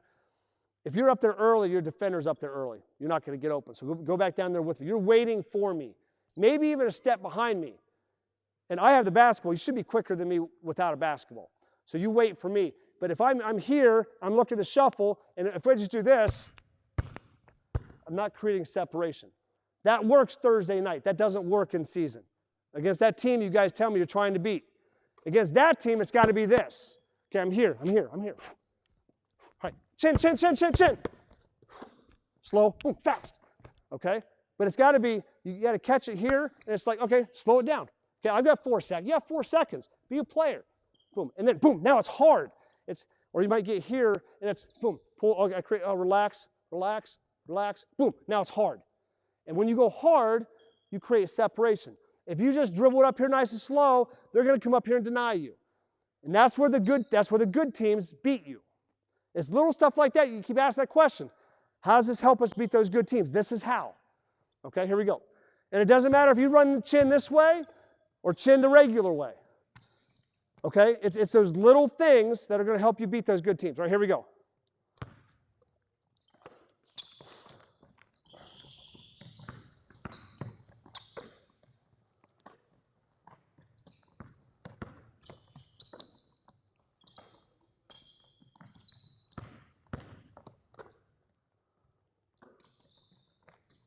When I yell drift, I want to get off the drift. When I yell drift, I want to get off the drift. Not yet, not yet. All right, drift, drift, drift. Drift, drift, drift. Good, that's fine. If you get one, you get one. So that would be like my call for going back to the regular chin. When I say drift, that means, hey, instead of just cheating it like we were, let's actually come down here, and now let's try to score. Maybe coach wants to run a minute off the clock. That's one way to do it. Bill Carmody would do this. Let me be you. Bill at Northwestern, Bill Carmody would do this. Or this actually, I actually think more so it would have been Krill with Princeton, like late 80s, early 90s against Georgetown, 89, 90, 91. They would run chin like this. And they weren't really running chin. I still think this is more Carmody. But you're going to come off of that, and they're going to catch it here. Look at the shuffle. High school, you'll see the NBA guys throw this one. They'll run chin, but they'll throw it from here. And they're just going to, boom, stay right there. Okay, I'm not even going to look at this one. I'm going to look here, and I'm just going to dribble over. And then you fill. And if they're not pressuring you, boom. And now it's chin again. I'm coming off this, and then you, no, you hold it, and you dribble over. Yep, you dribble over. And it's like this. All right, and then do it again. All right, boom, now you're off the shuffle. Boom, and then you, look at them, dribble over. And boom, I come up, and here it is, chin, chin, chin. And then all of a sudden, after they do that 3 times, boom, now they'll throw it, and then they'll run drift. They'll run it the regular way. Or you'll stay there, and this guy, what Northwestern would do is they would come over here, strong side chin, chin, chin, chin, and they would run here. And then they would pop, and they would flare on the weak side. But they do that if you want to call it false motion, whatever, they'll modify that chin to slow the game down, and it also lulls the defense to sleep. And all of a sudden, when they see that defense getting annoyed, getting frustrated, boom, that's when they attack. Absolutely. Yeah, and that's what. Yeah. And I had a couple coaches email me because I asked them, hey, where do you guys struggle the most? I've never coached against a shot clock. I'd love to do it. I think the strategy would be really fun. But again, I'd like to move the 3-point line back. But it's like you guys that's something that you guys really have to focus on. The question always comes, hold on the ball, guys, is what do we do at that last 7-8 seconds? Or, when the shot clock's really getting close, what do we do? Sometimes the timing doesn't work out and we can't score. You have to practice. Do you guys practice against the shot clock in practice? I would think it's got to be all the time. Especially if you're, so the coaches that are watching, if you're struggling of how to play in the last 5 seconds of that shot clock. because Princeton in the 90s, they would do that deliberately. Northwestern in the Big Ten, when Carmody was there, would deliberately, try to get, and they were really good. Like, for some reason, it was magic. That last 5 seconds, that defense, oh, we got it, and they get aggressive or they make a mistake, and they would get a wide open three. They would get a layup. They would get a backdoor in the last 5 seconds. But I think a lot of that comes with practice, whereas like, hey, we see there's 8 seconds left, and the players need to know the offense so well. They need to know where the next scoring action is coming from. And that's why you really need, when you're installing it, to emphasize where's the scoring action.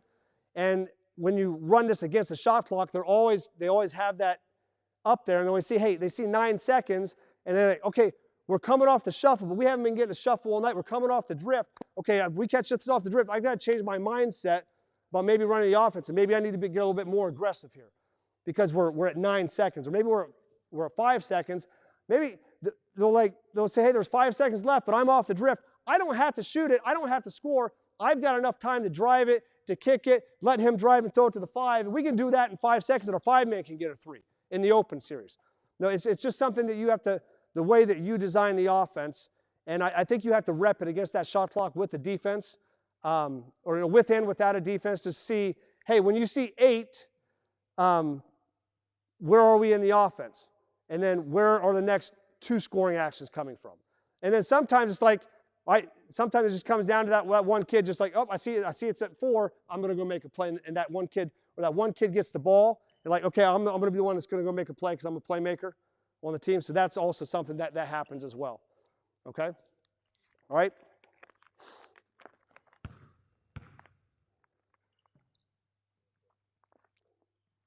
Right in the fold. Okay. I'm going to, white group, kind of stay here, but back off a little bit. So let's go back to the point series, fellas. I kind of talked about this already. Point screen away, different ways to modify this. So I showed you off the down screen. So let's go ahead and run point screen away. Yep, come on down. Good job getting down to the corner. Point screen away. Now, I personally like, for high school and college, I personally like the down screen because I think it occupies the defense. Some teams that want to run it more up-tempo, they don't want a down screen. So what's going to happen is this guy's just going to, you're going to go back door, and he's going to walk up, and you just on a dead sprint out. And they think just by their talent, their skill, their shooters alone, that's going to suck the defense out. They don't need the screen. So if you don't have the shooters, you kind of need the screen to manufacture and to manipulate the defense. If you have the shooters, if you're a 40% shooter and I'm a 40% shooter, really, you might not need the screen because just the fact that I'm a threat and both of these guys are a threat is going to move the defense out. So that's the kind of decisions you have to make when you decide how are you going to run point screen away. How are you going to run? How are you going to design your offense? Kind of depends on the personnel that you have on the floor. So what they do here is basically they just spread it out. Now everything else is the same.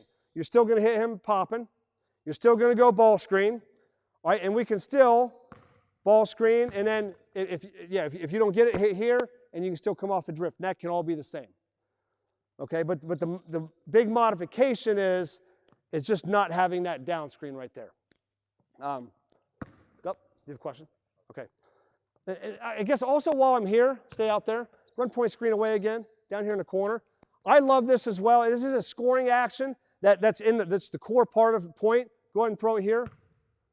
Just while we're in point screen away, I just want to show this. When you screen, come back over here. Yep. And go back door. You guys did this Thursday night, which is great. My players loved the point series for this one action alone. We would throw it here. We were always waiting for, if you come here to set the ball screen, if you're going out and if you see the back of my jersey and I'm not even looking at you, drive against that screen. Or a coach will say reject it. We say drive against it. Drive against that screen and score. Point over the top with the elevator screen. I had one player the very first year that I was head coach. He always ran point over the top because they chased us off that elevator all the time. He got 6 or 8 points a game driving against the screen or coming off that ball screen and rolling, scoring over here because there's no help down here. Okay? So you can do that point screen away and point over the top is to reject that screen and drive against it. Okay, let's go point over the top. This is the one I like to modify the most. Okay, so start back over, let's walk through point over the top.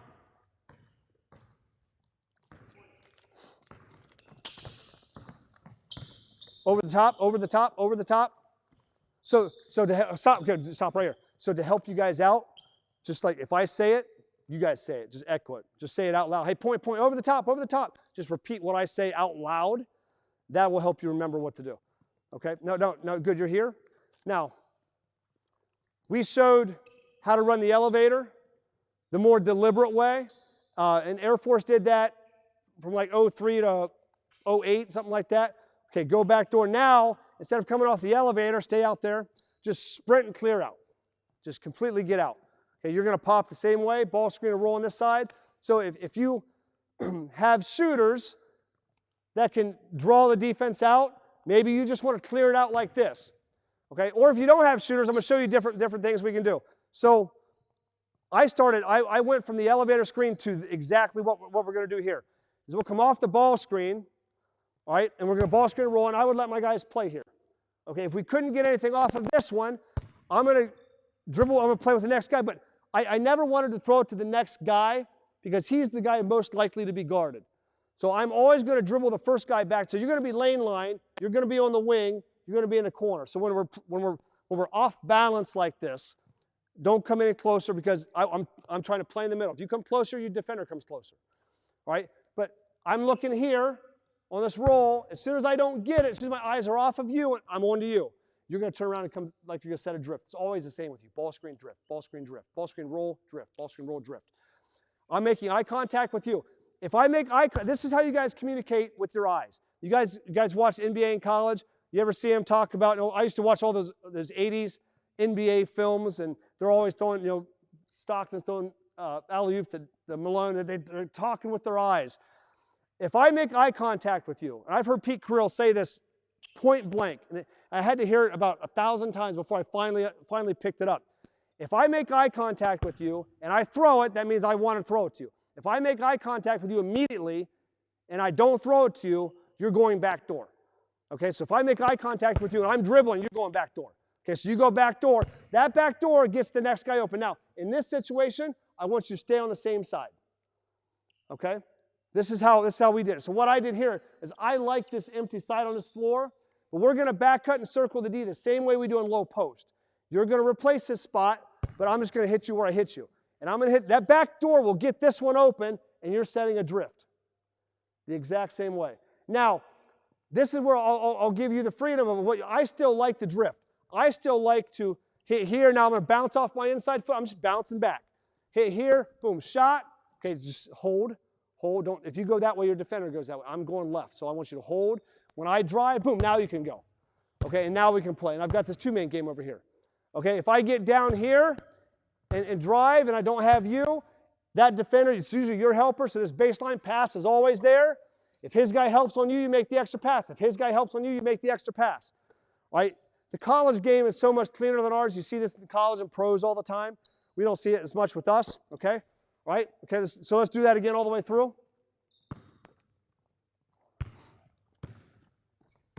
You got it? Or do you see it? Here we go. Boom, clear out, boom. Out, good. Eye contact, back door, good. Drift. Good. Okay, go again. Here you go. Now, again, when you're dribbling and coming off a drift, so just, I'm gonna throw it to you. So I'm coming here, it's just, boom, just bounce. You don't have to set him up because it's going to go to him and it's coming right back to you. So it's like, so when what you're doing is you're throwing it here and then you're setting him up. You don't have to set him up. The fact that when you're running chin, and again, we said this earlier, when you're running chin, you don't have the basketball. You have to set him up because you physically have to bring him down because you don't have the ball. So then you set him up and you come here. Okay, but when you are off the bounce, like an open or like point opposite, which we'll show you here in a little bit, is the fact that I'm dribbling, my dribbling is taken, I'm here off the inside foot, take the defense down, I kick it here, I just bounce back and boom. And now my 5 minutes there, and now you go play. All right? Okay? So that's the one way to run point over the top. This is the way. I have not run it this way, but if I could go back in time, I would probably run it this way. especially if you're running point screen. If you want to simplify it, coach will say, well, it takes so long to install the offense. It's so complicated. But if you take the bits and pieces of the offense that fit well together, or they may look different, like point screen away and point over top, or obviously they look different. And the way that the two ways that we've already done point over top look different. The drift is the same drift, but it's off balance. It's isoed on this weak side of the court. So it looks different. But if you want to simplify it even more, we can modify point over the top to finish the exact same way as point screen away. And if you do it that way, like if this is the first time you're installing it with your kids, it's easier for them because as soon as if you've already taught point screen away, okay, now we got to teach something new, and like hopefully we can figure this out. Once they get to that same drift, it's like this is where they're like, oh, the light bulb goes off, the eyes get big. We've already done this. You don't have to teach anymore because you don't have to teach anything new anymore. You just have to rep it because they've already done all of the drift stuff. Okay, so let's go point over the top. Same first group. I'm sorry, just right now because we're moving quick, guys. I apologize. So same group, point over the top.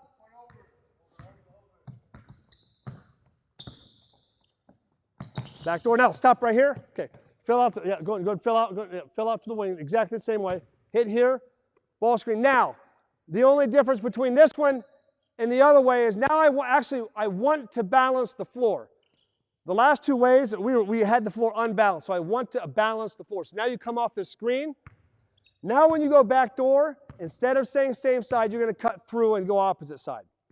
Okay, so when you do this, now we've balanced the floor. Now I've got 2 guards here, 2 guards there. So now what happens when you're coming over here, okay, that one goes back door, you're going to hit this one, but you're going to be closer to the wing. Okay, that back door is still going to get him open, but you almost have to say, if you're running it this way, he knows he might hold this ball a second longer. You're going to hit him here, 5 minutes, you're still following, except now this drift is going to be, boom, right here. And is this familiar? All right, hit him off this. Boom, now rip it through. Now, this is just like chin, just like point screen away, and point screen over top. All 3 of them finish the same way, but getting to them is differently. So you got point screen away, you got point over the top, you got chin, but they all finish. So on all 3 of them, you can run 3 different things. You can install all of this in 1 week because they all get to the same finishing action. Does that make sense? Okay, all right. Okay, guys, go get a drink of water real quick.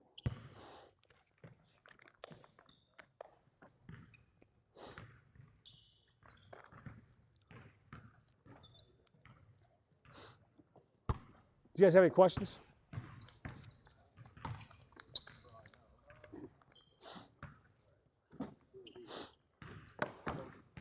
Yep. Coming off of that flare, or that, When you have the bounce, yeah. yeah. So I'm just gonna throw it and I'm coming back right away. yeah. So it's always off your inside foot. So you throw it here. You just throw it and you bounce and you're calling for it right back. It's that simple. It's even easier than chin. It's just different. You don't have to go down there and set them up because the fact that you have the ball is you're a threat with the ball. When you don't have the ball, you're not a threat. So you have to take them down and let your 5-man help you be a threat. But with the ball, it's like you're trying to turn the corner and then boom, you throw it. And the fact that you're going this way on the dribble, the defender is going this way. And then you throw it and I take that step and you're already bouncing backwards. So that's where you create separation. Yep.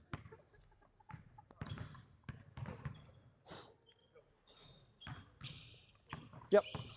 Good morning. Morning, how you doing? Good to see you.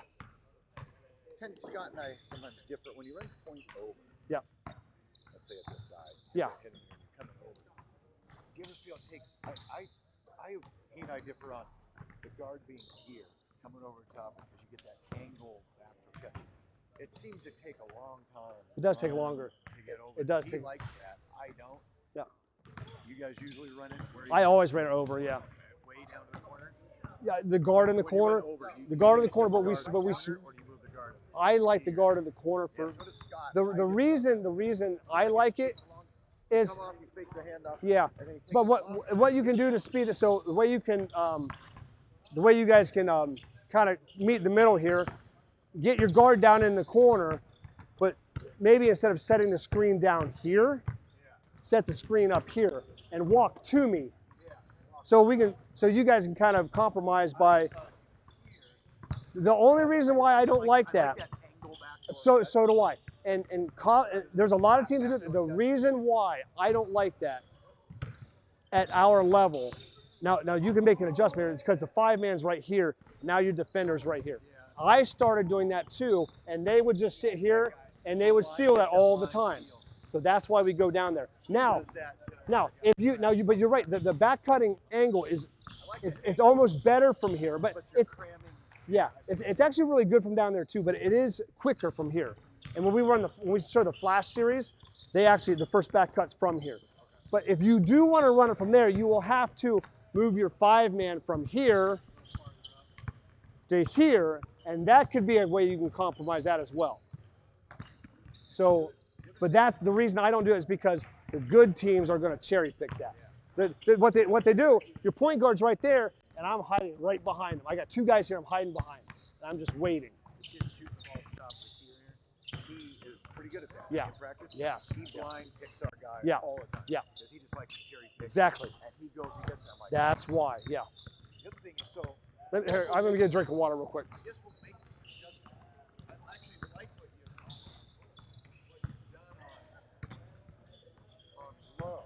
Yeah. So what we were doing low, pass the lane, cut through, make the entry, the other guard moving up, and we were just running that split cut. So what you're doing, what you're saying is the pass cut through, the other guard back toward cut. We always So now back cut the you're running point, yeah. guard With the opposite wing, opposite wing. there's more So space you're there. able to get to the nail hole. Yeah. Because when you said get to the nail hole, I was like, how the Yeah. hell are we going to get to the nail Exactly. hole? If I'm making the pass. Yeah. Yeah. Yep. Yep. Absolutely. Yeah. Yeah. Yeah. Yeah. It's especially if you keep your 5 in the low post. If your 5 is in the low post, you almost have to do it that way to screen away. Or I mean, you don't have to, but I lose the option to curl. Yeah. Yeah. So when do you decide? Is it their choice, the wing who makes the point, the entry? Well, this is how I do it. He can go cut, or he can set the split. Yeah. Is it So his this choice, is if you give them choices too early, they'll be indecisive. So you teach one thing until they're so good at it that it's almost hard to go backward and teach them something else, because you want them to be really good at what they do first. It's like for me, it's like if I go through McDonald's, I know I want a number 7 with this and that. It's like as soon as I go through Taco Bell menus, or I go to Cheesecake Factory, it's like 12, 15 pages, and I never know what to eat. The bigger the menu is, the slower the decision making is going to be. Yeah. We have one brand, peanut butter. Yep. That's it. Yep. So you go in there, Yep. they say Yep. that's their whole selling. Yeah. That's the one Yep. I'm getting, I guess. Yep. We have 2 things to suit, not 28. Exactly. Be 4. Yep. Pick one. Yep. That's Costco's model. We don't give you a lot of choices. Yep. That's it. Yep. Okay. All right, fellas, here we go. All right, you guys have get online. Everything good online?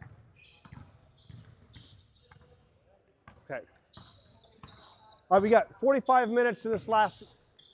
We got 45 minutes before the next group comes in, right, Coach? So we put in the core stuff. We put in. So if we hold on basketballs, guys. Here, come have a seat here, fellas.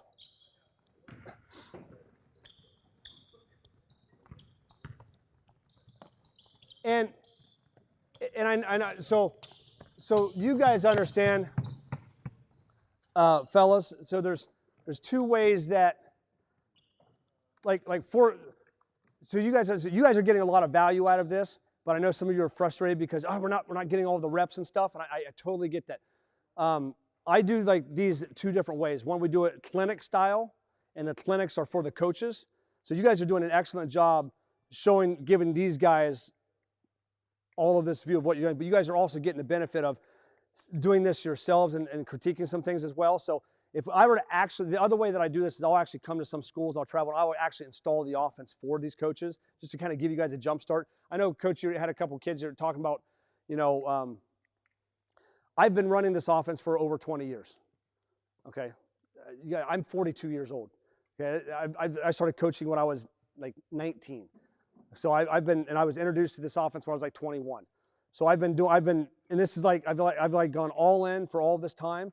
So that's like when you ask us, why do you guys bring this other guy in? Because it's just, this is like my specialization. Okay, but you guys are doing an excellent job here showing these guys all of these different options. But at the same time, you need to really be focused on all this new stuff that you're seeing. What do you like? What do you not like? Because coaches are going to now, your coach are going to put together a plan.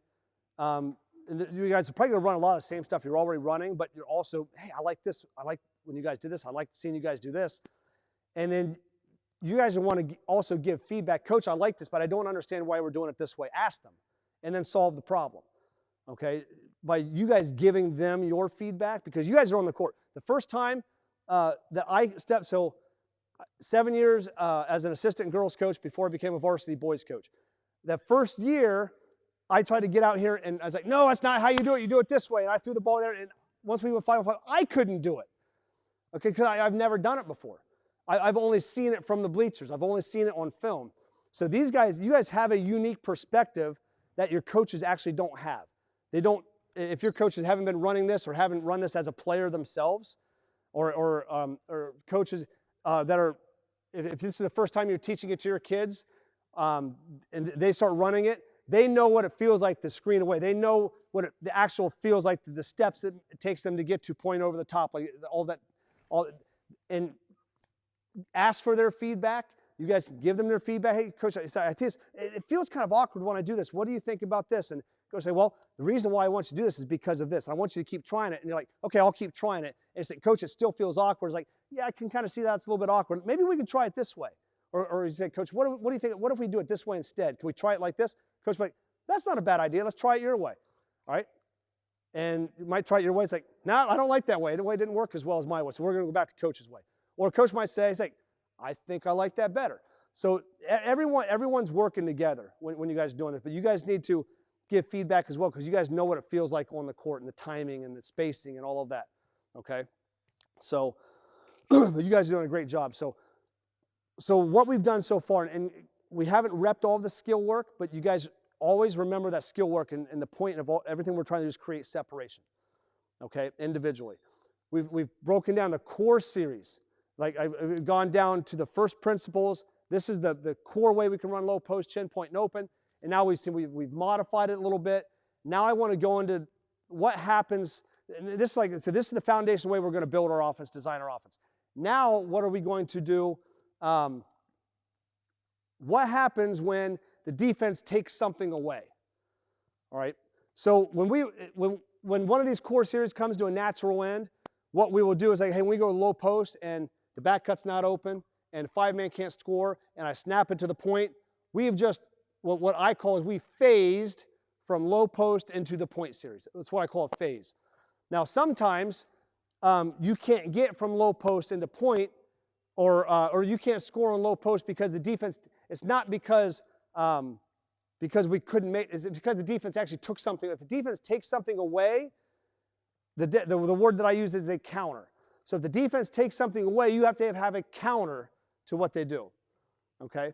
When we were talking about our check and our forwards out, so if we want to run low post, hey, check, check, check. Check would be an audible. That's a player's decision. Player can run the point series. The player can run, I could throw it to the 5 and run the point, or I can run point opposite. That's a player's decision, so I would call that an audible. An audible can be a counter can be an audible can be a phase, a counter can be a phase. They can all be each other, but there's the reason behind why they'll make those decisions. Basically, just the transition directly from one series to another is a phase. Sometimes when we counter, there's 2 or 3 more steps before we phase into the next one. So that's why I kind of define that way. It kind of helps me learn it and understand it better as a coach. These guys don't need to know that like we do, but it just kind of helps me organize it a little bit more. So we're going to talk 2 different things. So some of the reasons why we do what we do is going to be because the defense takes something away. All right. Another reason might be it's going to be your decision as a player. So coach says you can go backdoor or you can get the handoff. That's a player decision. Now that's not an audible. That's just a read. But when it comes to an offense, if I want to run low post, boom, I can run low post. If I want to snap it to the point, that's a player's decision. Hey, this one's open and that one's open. Which one do I want? I want to do that one. That's a player's decision. In the offense, we would call that an audible. Or if we're running the point series, and we're going to go through these as well. If I throw it to the 5, I'm running the point. But maybe I'm not a ball handler. Maybe I'm not a playmaker. So for me, this is why I like to have, it's like a move and a counter move. Because also what happens if you're running the point series, like you said, what happens if this is not open? What if they deny this?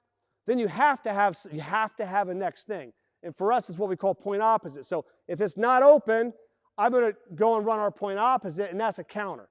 But your players, if this is open, but I don't want to do that because I'm not a playmaker. I don't like running point screen away because I'm not good dribbling the ball and coming off ball screens. They're trapping a lot. I'm not as skilled as my teammates. I would rather just take one dribble, pick it up, and come off a drift because I can catch and shoot really good. So this is what happens is as you install your offense, your players are actually going to find, they're going to start to become you need to be self-aware of what you're good at, what you're not good at.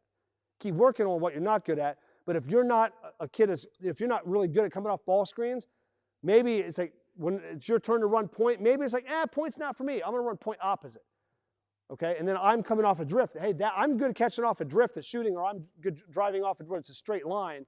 But I'm not good where I'm coming off a ball screen. I'm not good at getting off of, doing all that stuff when they're hedging and trapping. And so your players will start to do things when you start to give them a little bit of freedom in the offense. Once the offense is in, they'll start going to running the stuff that are going to go to their strengths.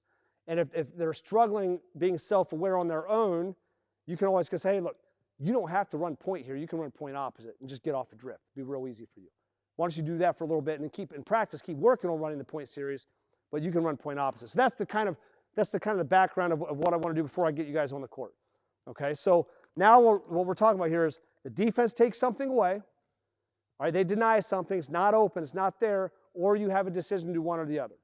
Okay, so one's a counter, the other is an audible. Okay, so give me a 5 block out.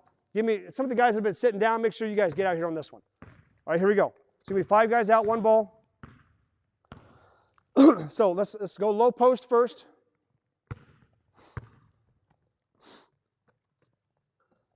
Okay, ball's down here, or up here. So let's walk through low post, cut through, everything's the same. Now, and actually let's go ahead and throw it down here first. So I can now go low post corner, you cut, you fill. Let me do this. Some of the stuff, I didn't point this out. We will throw the ball here if it's open. What if this is not open? So just do the very simple. What happens if you're in low post, back cut, the point's not open back door, you can't score, now this is not open, what do you do? Okay, so what we're going to do, what I would do, so you guard me real quick, is if he's denied and I can't throw it, I'm going to make eye contact. If I make eye contact, I should be throwing it if he's open. If you make eye contact and he's not open, you both know we're not throwing it. We both know you're not open, or the passer doesn't think he can throw you the ball.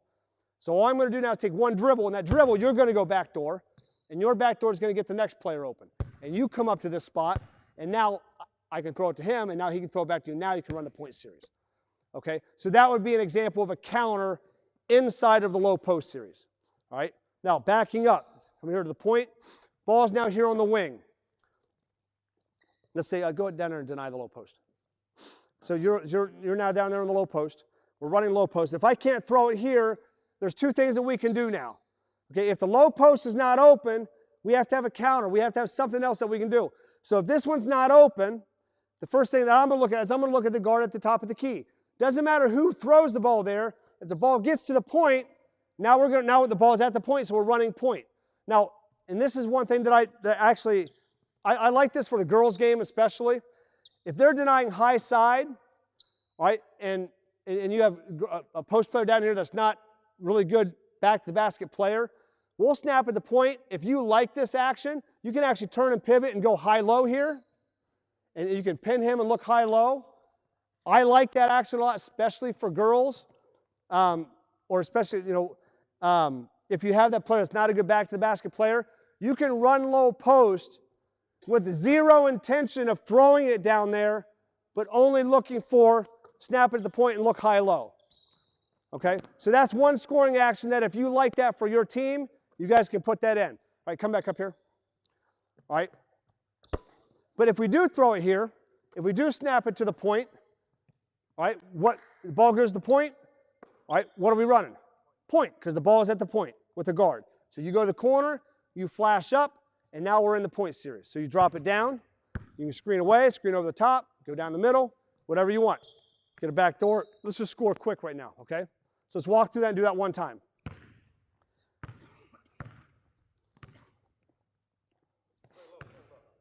There you go. Low post, low post, low post. Cut through. 5's not. No, there you go. So this, hey, give me a defense out here. Give me a defense out here. And this is why, like, so when I coach, I'm always coaching as a defender. So I'm always like, if I want them to see something, I come out here and actually deny. So now the 5-man, so I want you to deny the 5-man on the high side. Ball's here on the wing. Or let's start right over. Start right over. Let's throw back up here. Here we go. All right, let's kind of walk through it. I want you to deny the low post. All right, here we go. Okay, now, the low post is denied. All right, if you guys are running, if they're running a pack line defense, so if you're scouting someone, you can actually go into games kind of having an idea of who's going to be open, who's not going to be open in your offense. So you guys should prepare for this. If you see the team runs a pack line defense and they're in the split off the line of the ball, but they play high side on the guys, they're going to deny our low post. And if that's not open, we're going to be snapping it to the point a lot and running the point series. So if he's open, you snap it to the point, now you come guard him, now you come up, now you go down, all right, you drop it down, and then you run the point series, okay? I want you to go screen away, screen over the top, go back door, get a layup, and then we'll switch it over, okay? Here we go. Hey, fellas, once we go ahead and hop in line, let's rotate like we have been. Guys, come on out here, so let's keep everyone kind of moving a little bit. All right, here we go. So let's do this a couple times. We do need to move quick, so we're going to do a couple reps, and that's it. All right, black's on offense, white's on defense. Here we go. Snap it to the point. Point, there you go. Good. Good. Good, dead, stop, okay. Back up.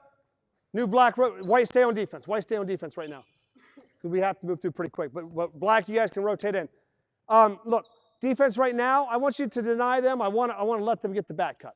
All right, so let's go low post. The low post is not open. So the next look is we're going to snap it to the point, run point, screen away, over the top, get the back cut, get the layup. All right, here we go. Okay, dead. Oh, black shirts on offense. Black shirts on offense, white rotate on D. Here we go. Go again. Here we go. Let's go. Guy who's already got a black shirt in, hop in. Here we go. Hop out for a second. Here we go. Yep. No, let this one happen. There you go. Point, screen, back door, get it. There you go. Yep, just let them score right now, defense. Just let them score right now. Here we go. All right, back up here. Here we go. Okay, one more time. So, there you go. Good. Low post is not open. Snap down. There you go. Try to, hold on. Come back here on the wing. Two things you gotta do. Make sure, I don't want you to come over too far here. If you come over too far, then what happens is your defender gets directly in between you and here. You want to be at the point so that you have an angle to pass around your guy. But the reason why he felt he had to come over here is because you caught the ball down here and you were so far away from him. That's why you guys have to catch the ball up here above the foul line so you can snap it and have a better angle, okay? All right, one more time, here we go. Now, when you deny him, you're not behind him, like you're like this. Denying him like this is the proper way to do that. All right, here we go. All right, here we go. Cut, here you go. Snap it to the point, drop it down. You gotta wait for the screen, All right, here we go. Next up. Okay, now. Defense, step back there off real quick, but leave one defender on the 5 and one defender on this guy here. All right, so now we're gonna run low post again. All right, run low post, cut through. Now low post is not open, so deny the low post, still not open. So we're always like, if this is not open, what's the next thing? If this is not open, what's the next thing? Actually, I'll tell you what, you go ahead and hop off real quick. So the next thing is we snap it to the point. Now we're gonna run the point series. You flash up to the point. What if the point's not open? What if we cannot throw it to the point right now? So he denies this one still. Okay, this is what we call point opposite. And point opposite is very easy. If I can't throw it back, what do you think you're going to do? If I say point and then opposite, Point is the play. Opposite is the audible. Or opposite is the, in this situation, it's because he's denied, it's a counter. Yeah, with the dribble. So what we're going to do, the difference between Princeton and like read and react and all these other offenses is other offenses will just get here and throw it like that. But but the idea is one pass away, he might not be open.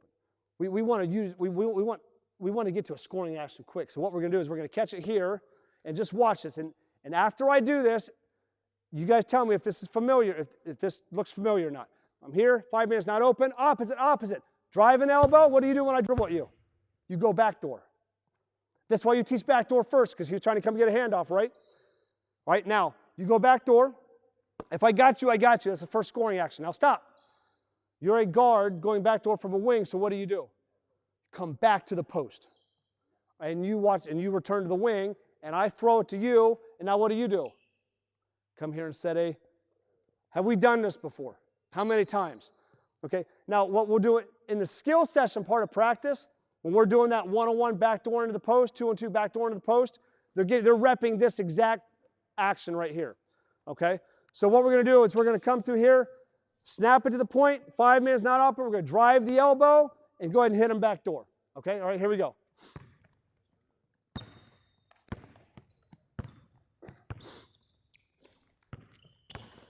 Low post, snap it to the point, look at him, good. Now drive the elbow. Don't dribble at your teammate. Drive the elbow. Those are little things, guys. It works Thursday. It works in the summer league. Doesn't work in league. All right, if you dribble here, a better defender, they're going to cover. You're not going to have the angle. Okay, you need to be aggressive. Get here, drive the elbow, throw it from there. One more time. You guys you rotate in. So as soon as he's out, you hop in and you run it next. Come on. Good. What's that? You're on the black team. You got a black shirt on. You're on the black team. There you go. Right? There you go. Here we go. Next up, let's do it one more time. Here we go. Low post. Snap at the point. Here we go. Rip through. Back door. Good. Okay. And then, coaches, did you guys understand if that's not open, they come and post up, then we're off the drift. And it's the same chin drift that we've done. So if you need to simplify it, but you want to run a lot of stuff, run point screen away. It gets off that same drift. If you want to run point over the top, modify it. So you send that kid back door, even the floor, so you get off the same drift. Run chin. The only thing you have to teach the chin is a shuffle. And then it's the same drift. Different footwork, but same drift. Or run point, even if you don't want to run the point series, run point opposite. Boom, it's off the same drift. Some teams will run chin and point opposite, and that's it. And they come off the same drift. It's the exact same thing. Okay? So now, give me a defender on the low post, give me a defender on the inbounder here. Just these two guys. So now taking a step further. So all we're doing is we're just solving a problem. We go to scoring action, to scoring action, to scoring action. They take this away, they take that away, they take this away. So now let's throw it to the wing, like we're running low post, cut through. 5 man's not open. Now, the point's not open, because sometimes this is not going to be open. All right, so now you're going to be denying this one right here. All right, so let me be you. All right, and this is one of my favorite things. The first time I actually ever saw this, I saw the Washington Wizards do this with Gilbert Arenas. Gilbert Arenas was on that second wing, and Princeton calls this dribble one, dribble two. That's what I used to call it. That's what I called it when I was a head coach. Before that, we just called it a double back cut. Now I call it one time, two time. Okay, if I say one time, what do you think that means? We're getting one guy, one time back door. Okay, if I say two times, what do you think that means? We're getting two guys back door. Okay, so that's the terminology that I use now. I also like that because it's less syllables. And sometimes when I talk, I get a little garbled. It's like sometimes I just want to be as clear as possible. So one time, two times. So 5 minutes not open, point's not open. When I catch it, I'm gonna look. Boom. As soon as I make eye contact, if you're not open, you're waiting on the bounce though. Waiting on the bounce. Okay, so I'm gonna dribble one time. Boom. You go back door. Now I want you to slide down in the corner a little bit. Yeah, stretch that right there. Stretch that defense out. Okay. When you go back door, now which way do you think you should go? Well, because there's a guy in the corner, there's two guys. Yeah, I want you to keep the floor balanced on this one. So you're going to go under the 5. When I go one time, that's a pressure release. Right? And it's not only counter, but that's just, sometimes we'll have teams that will run low post with no intention of throwing it in the low post just so we can run one time. And if I run one time means I'm going to back dribble. And when I back dribble, you're coming with me. And once you get here, you can run anything you want to again. You've completely reset the offense. I can throw it here and run low post. I can throw 2 passes before. I can one time into chin. I can one time into point. Now, here's a different way to get into the point series that I haven't talked about yet, because usually we wave them through. If you want to run the point series, but you don't have the guards that can wave them through and do all this stuff without turning it over, I can just throw a guard-to-guard pass, point, point, point, ball fake it there, and then I can be the brush cut guy. So I'll come this way, and I'll chop my feet, and then you go there, and I'll pop out, and we can run the point series that way as well. But I love one time as a pressure release to get into whatever series I want to run next. So let's do this again. Let me be you here real quick. Yeah, let me be this guy. All right. So one time, just because I'm running a little bit behind here. All right, low post, boom, not open, boom, one time. Chin, chin, chin, chin, chin. Boom, off the shuffle. Yeah, I said chin, so chin means that one, yep. And now you're off the drift. All right, so you got this one, you got that one. Okay, so that's one time, all right? Start it back over.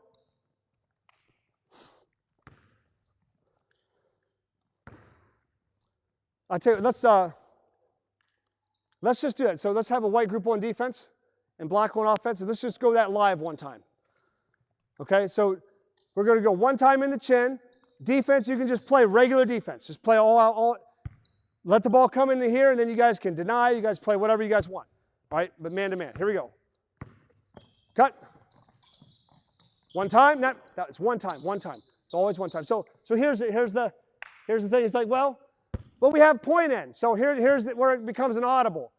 If he's open, he just threw it. So that was his choice. So hey, if he throws it, if coach says one time, but he throws it there, it's point.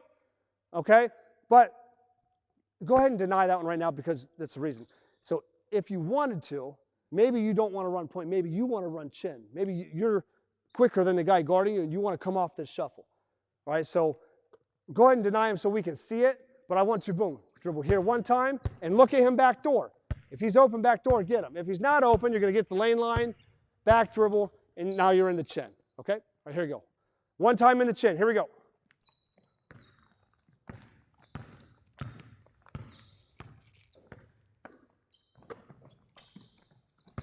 Good. Back dribble, chin, chin.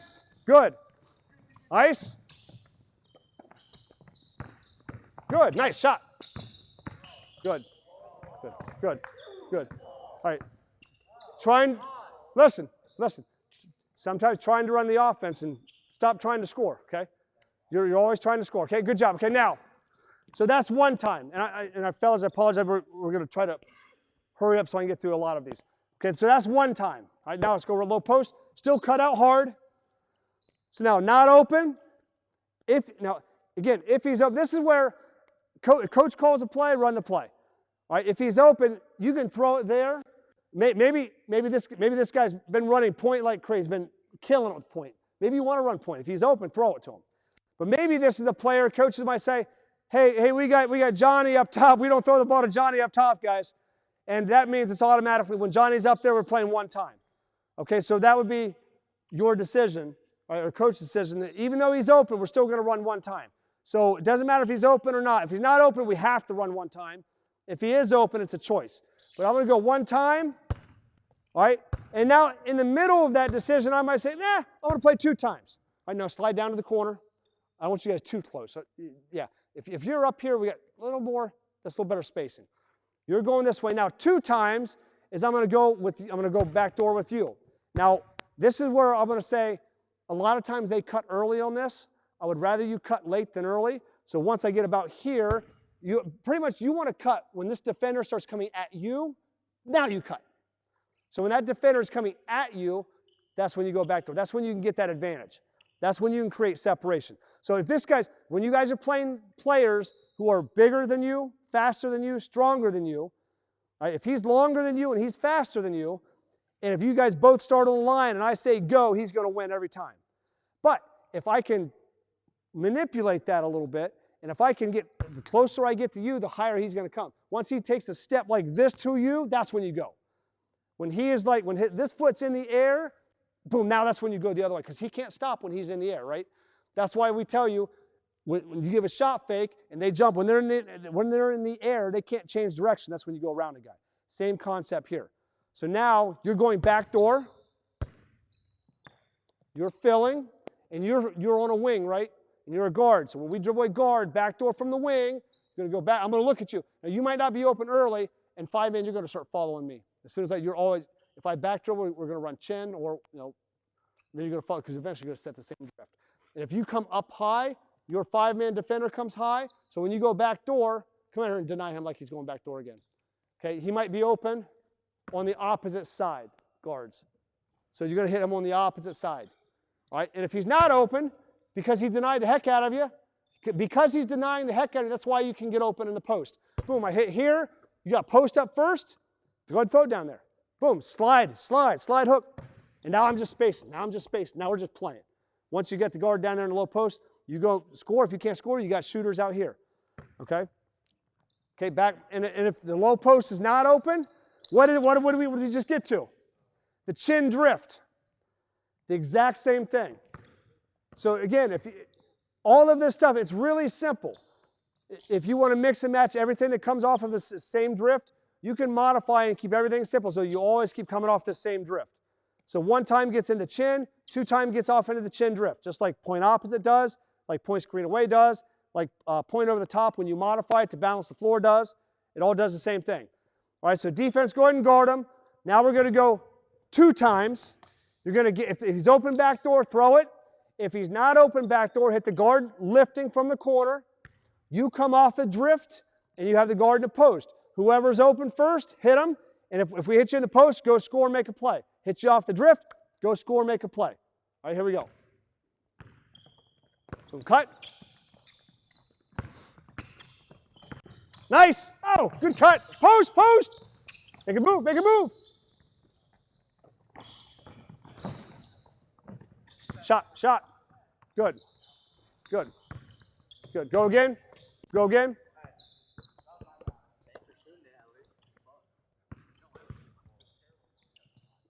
This is like one of I love this one the most because it's like the least amount of friction in this set right here.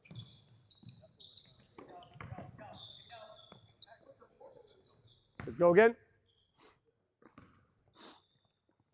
Now, when you're down, we haven't worked on this skill a lot.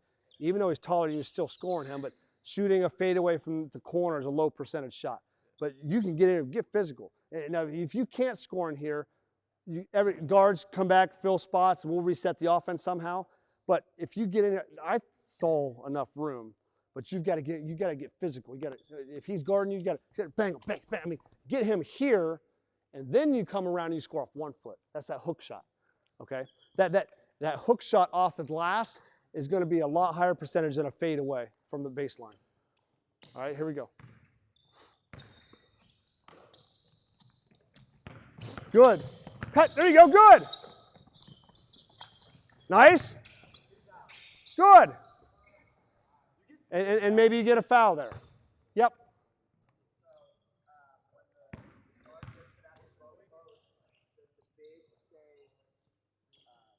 Yeah, I would hold him up just so we can hold that shot blocker up there. And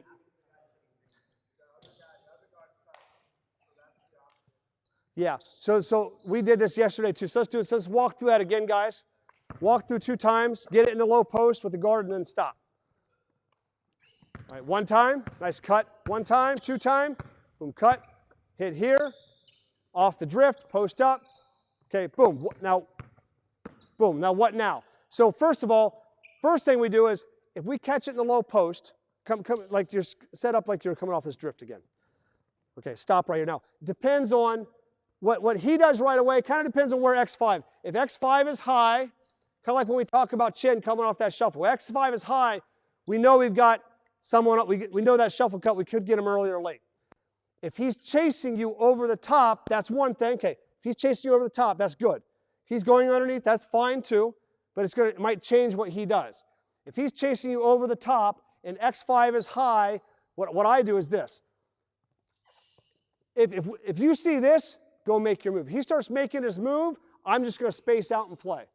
Okay? If I've got this guy chasing me over the top, and maybe X5 is low, taking away that move down there, I might come here, and then I might go back door, and you haven't dribbled yet, right? Just kind of stay right there. Now follow me. I go back door, and you kind of fill our spot, and then I fill. We're kind of running another circle around the defense, and if the guard waits long enough, maybe we've created enough space here where he can go score. But now what I'd say, if he still can't score in the low post, if he still can't score, now who was me? Go down there in the corner.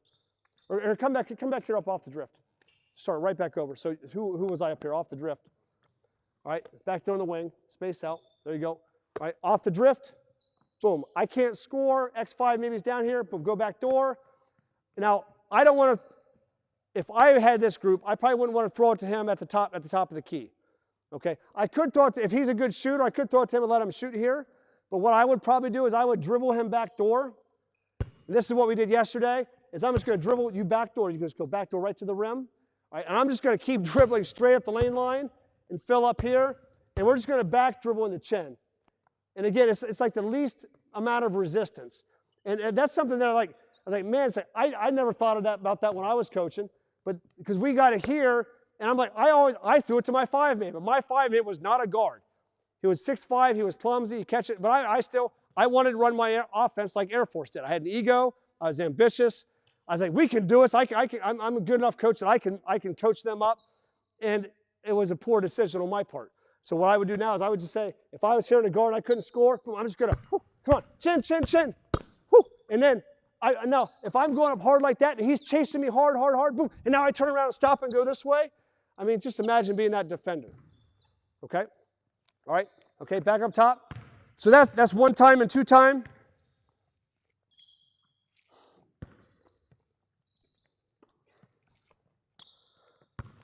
Let's go back to point series real quick. And let me be you real quick for a second. All right. Okay. So we talked about point opposite. So let's do this from the top, though. Okay, go through. Point, point, point. Wave through. All right, we're going to run the point series. All right, now, if the point's not open, guard me. If the point's not open, you can run point opposite, where I drive the elbow. You go back door. Okay, I dribble the guard, so you go back door. If you go back door from the wing, you post it. Always come back and post up. So I've got here, you lift and return. Again, same thing as 2 time, right? You're setting the drift, and you got the guard and the post. So you guys see how 2 time and point out, it's the exact same thing, right? So how coaches design the offense for you guys are going to see the same patterns happening, but we get to them different ways, and that's what makes it hard for the defense to figure out what you're doing. It makes it easy for you because you're doing the same, you're getting to the same thing, but you're getting there a different way. And that's one of the ways that we can keep from telegraphing what we do. Okay, so back here. So that's the point opposite counter. We did it from low post, snapping into the point, playing point opposite.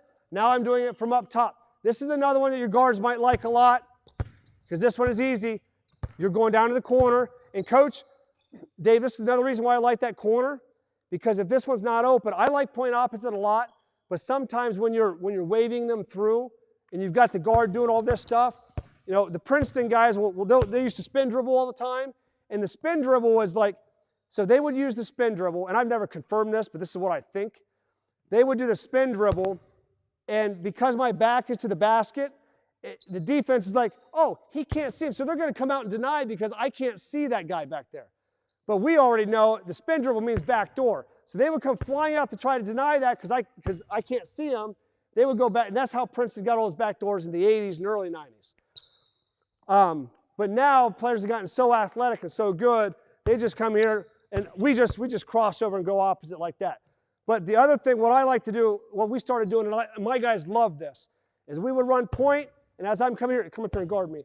I'm coming hard. I'm going to keep it over the top, just like this, and turn the corner. Now, if he's up here on the wing, I can't do that. But if he's down here, I can. Now, I might have one myself. If you're a defender, All right, he's playing high. You can go back door. Okay, and I might have this one. Okay, if your player is packing it in, we can have a dribble handoff. Boom, handoff screen, same way we do in the open series. Now watch this. So if you want to run it through, I'm getting here. If I can't score, cut. Boom, I'm going down. I'm going to back dribble this way. You have a little bit of skill. Set a ball screen, and you're pointing over the top. However you decide to run, point over the top. If you run an elevator, he's going back door, coming off the. Now you're in the corner going back door, so you're going through. I know that part was a little confusing, but good job. Now, if you run the elevator, you can come off the elevator. If you want to balance the floor, I can dribble him back door, and he can come this way, and we can get into the chin drift.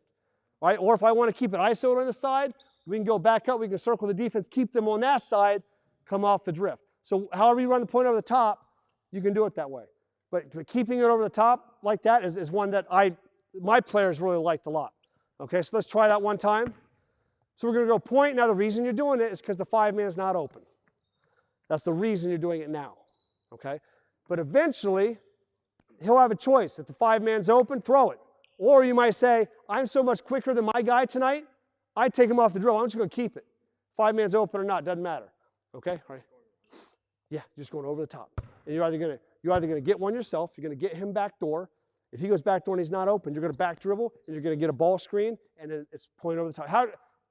Of the 3 ways we ran point over the top, which is your favorite? Okay, let's do the elevator. All right, here we go. Point.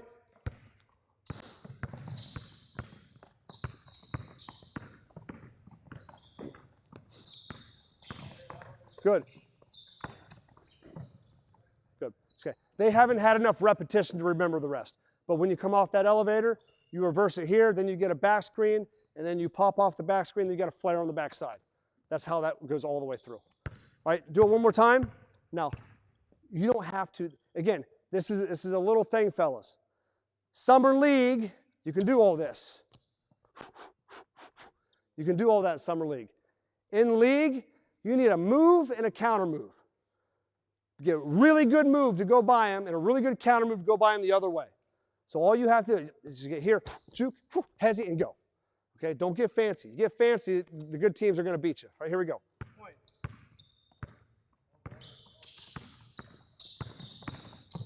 Good.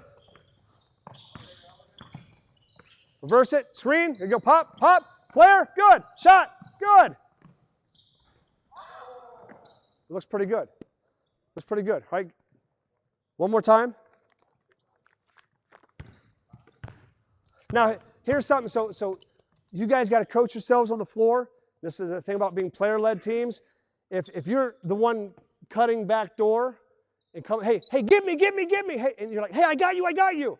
And then you're coming up here, because someone might forget. Might happen.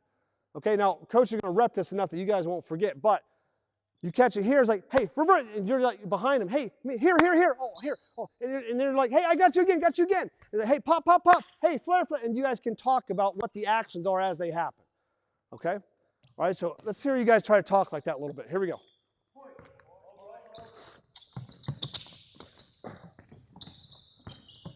Good. I got you, good. Other side.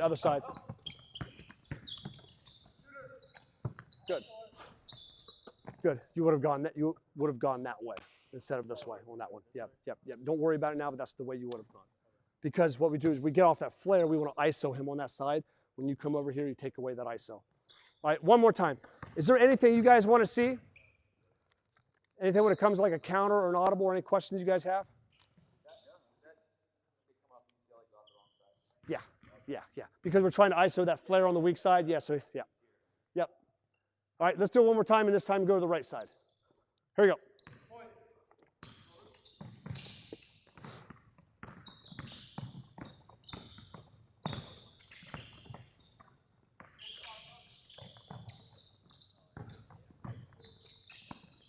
Low post. Stop, dead. Now, have we ever done, now, again, they haven't had the reps. So you need to rep the offense like you rep ball handling and like you rep shooting. The ball should have come from here. You know you got your 5-man line out. If you did throw it there, okay, you would cut through. But the easy one would be to throw it here, let him throw it down there. It could be bang, bang like that. Then you're in low post. And then everyone knows, oh, yeah, we're in low post because we threw it to the wing. I wanted to go into point again. Like if So if you want him to go into point, why'd you throw it to him in the low post? Okay. You should have held the ball, right? Wait for him. And tell him what you want. He can't read your mind. He might be like, dude, I got my guy pinned. Throw it to me down here. And you're like, no, I want to run point. The player with the ball is the quarterback. Quarterback makes the decisions. Okay, now, your teammate can call for the ball. All right, you got your wide receiver coming down. It's like, throw me the ball. And you give the wide receiver the ball when he's calling for it. But you're the ultimate decision. If you want to run point, you're like, hey, up here, point. Come on, point. Oh, he's not coming. Oh, I'm just going to play opposite. Right? Okay? One more time. Here we go.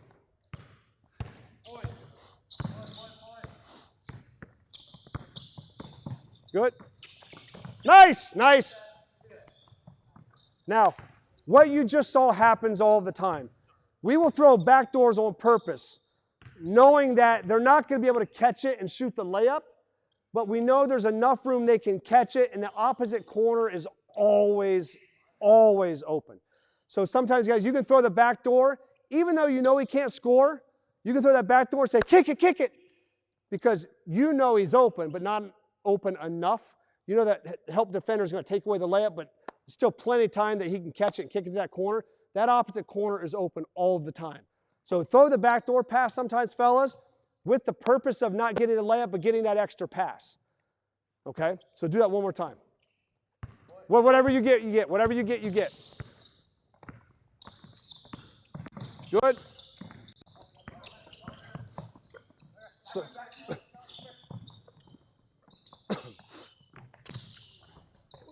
okay, go again. Now, you guys doing a good job, but are they going one speed or multiple speeds? As a group, they're going one speed. They're going fast. Catch it, go. So let me be you. Okay, here we go. It's kind of like 75% because I'm old. Here we go. Slow. Woo, fast. Slow. Too fast. Right. All right, there you go. All right, okay. If you guys slow down, things open up. If you slow down, things open up. Okay? All right, try it again. Here we go. If you try to go right away, they're there. But if you let the cuts happen,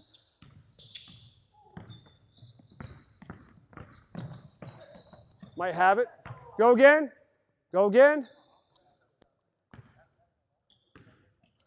One more time.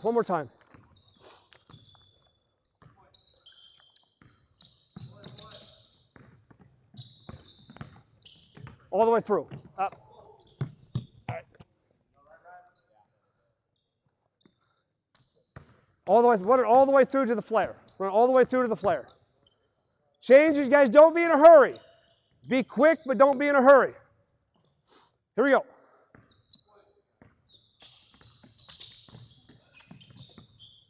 Good. Stand. Good. All right, good job. Come in here, guys. Come here, have a seat. Good job.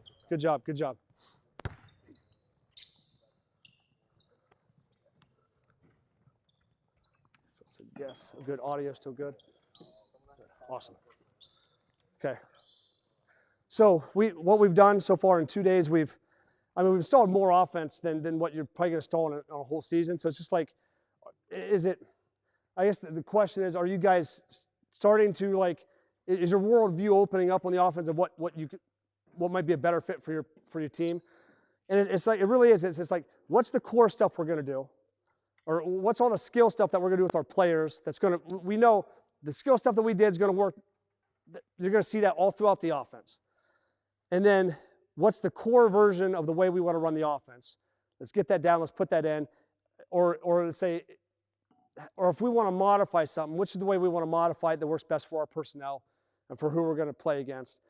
And then what are the counters that we need to have in once the defense starts taking things away? When I went to Indiana last fall for the clinic in Indiana, the head coach there, it's kind of funny. When I was the varsity boys coach at Northridge in Ohio, outside of Columbus, outside of Johnstown, he was the head college coach at Mount Vernon Nazarene. And it's kind of funny because I had never met him when he was at, I didn't know a lot of people from the Nazarene College, but I never met him when he was there, but we were there at the same time. And then he gets this big job in Indiana, where he's from, and we go there, and he starts, I think about 3 years ago, he started watching our stuff, and he ran chin. I mean, he was like a college level coach, very successful at the Naz, and they ran chin for 2 years, pretty much just chin. And they would do a couple different things out, but that's all they did. It wasn't until last fall where he was, for the very first time, putting in the point series. And he had players that could do it, but they were just so ground and pound at the chin stuff, and they won playing that way. But like, yeah, it's like, I think now is the time. We're going to start putting in the point series. We have chin and all these counters and options, and they take this away. What he says, like, we were very simple year one. And then year two, what we did is we started seeing, teams started guarding us this way. They started going underneath that chin drift screen. So we started doing this instead. And then we got open with that a lot, but then they started taking that away. So then we had to go figure out, well, how do we, let's do this action instead. And we've all been coaching for a long time, and it's a lot of it, it's just, Princeton package, their philosophy and the way that they package the offense together works very well, but you still take a lot of concepts of all these other, once you're running point screen away and you're going back door, hey, but our screener's not getting open anymore. All right, let's start curling. Now is the time to start curling. Okay, now let's put the curl in. Let's just, let's do that. Now that curl is going to run into that guy that's guarded the screener popping back out, and you just kind of start adding things in little by little. We want to plan ahead as far as we can, but we also don't want to put so much in so soon where, like I said, the menu gets too big, and then they have then the decision-making process slows down. It's like I was telling coaches, like going through McDonald's is like I go through and I know I want a number 7 with a iced tea or something like that. But if I go to Cheesecake Factory and I've got 20 pages of drinks before I get to the menu, and then I got 20 more pages, like you sit there for a half hour and that's the same thing that's going through their head when they're making their decisions out here. So, so when you're building planning out your offense, you see a lot of this different actions that's going to work well for the guys that you have and for the guys you're competing against. And then you kind of have this roadmap, but then so tomorrow we're actually going to install it, like with a group that hasn't run any of it. We're going to install it with a group like what I'm going to do is like for an hour and a half or 2 hours, we're going to do like 3 30-minute practices. So we'll do 30 minutes, and then we'll start over, do 30 minutes, and we'll start over. And I'll have everyone have a practice. I'll email and have everyone have a practice plan for that. So you can see actually how we build up the reps. So that'll be really kind of cool. But when you guys start having ideas of what you want to put in, you're trying to eventually, if you want to run it as a system to where one thing runs into another, you can map that out. And it can be as simple as you want or as complicated as you want. And I always kind of lean on the simple to start, like Coach Moore did in Indiana. It was chin for 2 years. They didn't put in open. They didn't put in point. I don't think they did. It was just chin.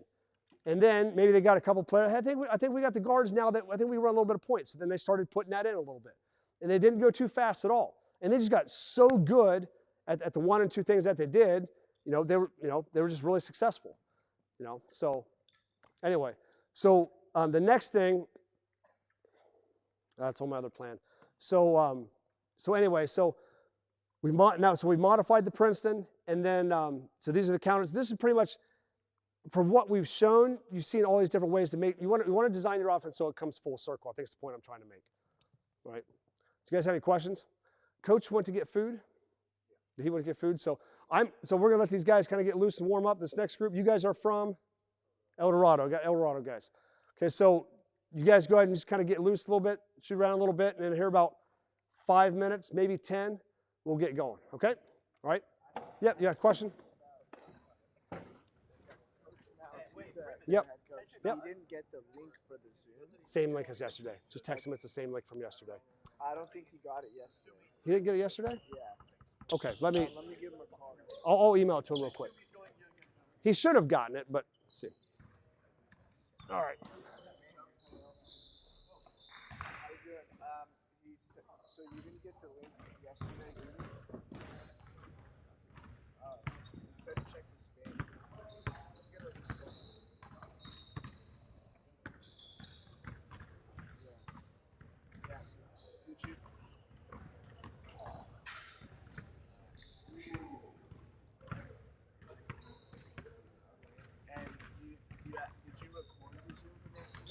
What's that? Did you record the Zoom yesterday? They will get up. I said in the email, this internet is not letting me go to Google, YouTube, or Vimeo. So, and the internet at the the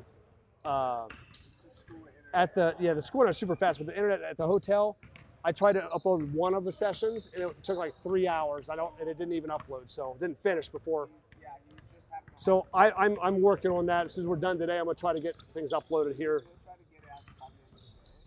But he says that we'll have to. But he's gonna reset you. Our guys are about to hop on. You want to watch? But he, okay.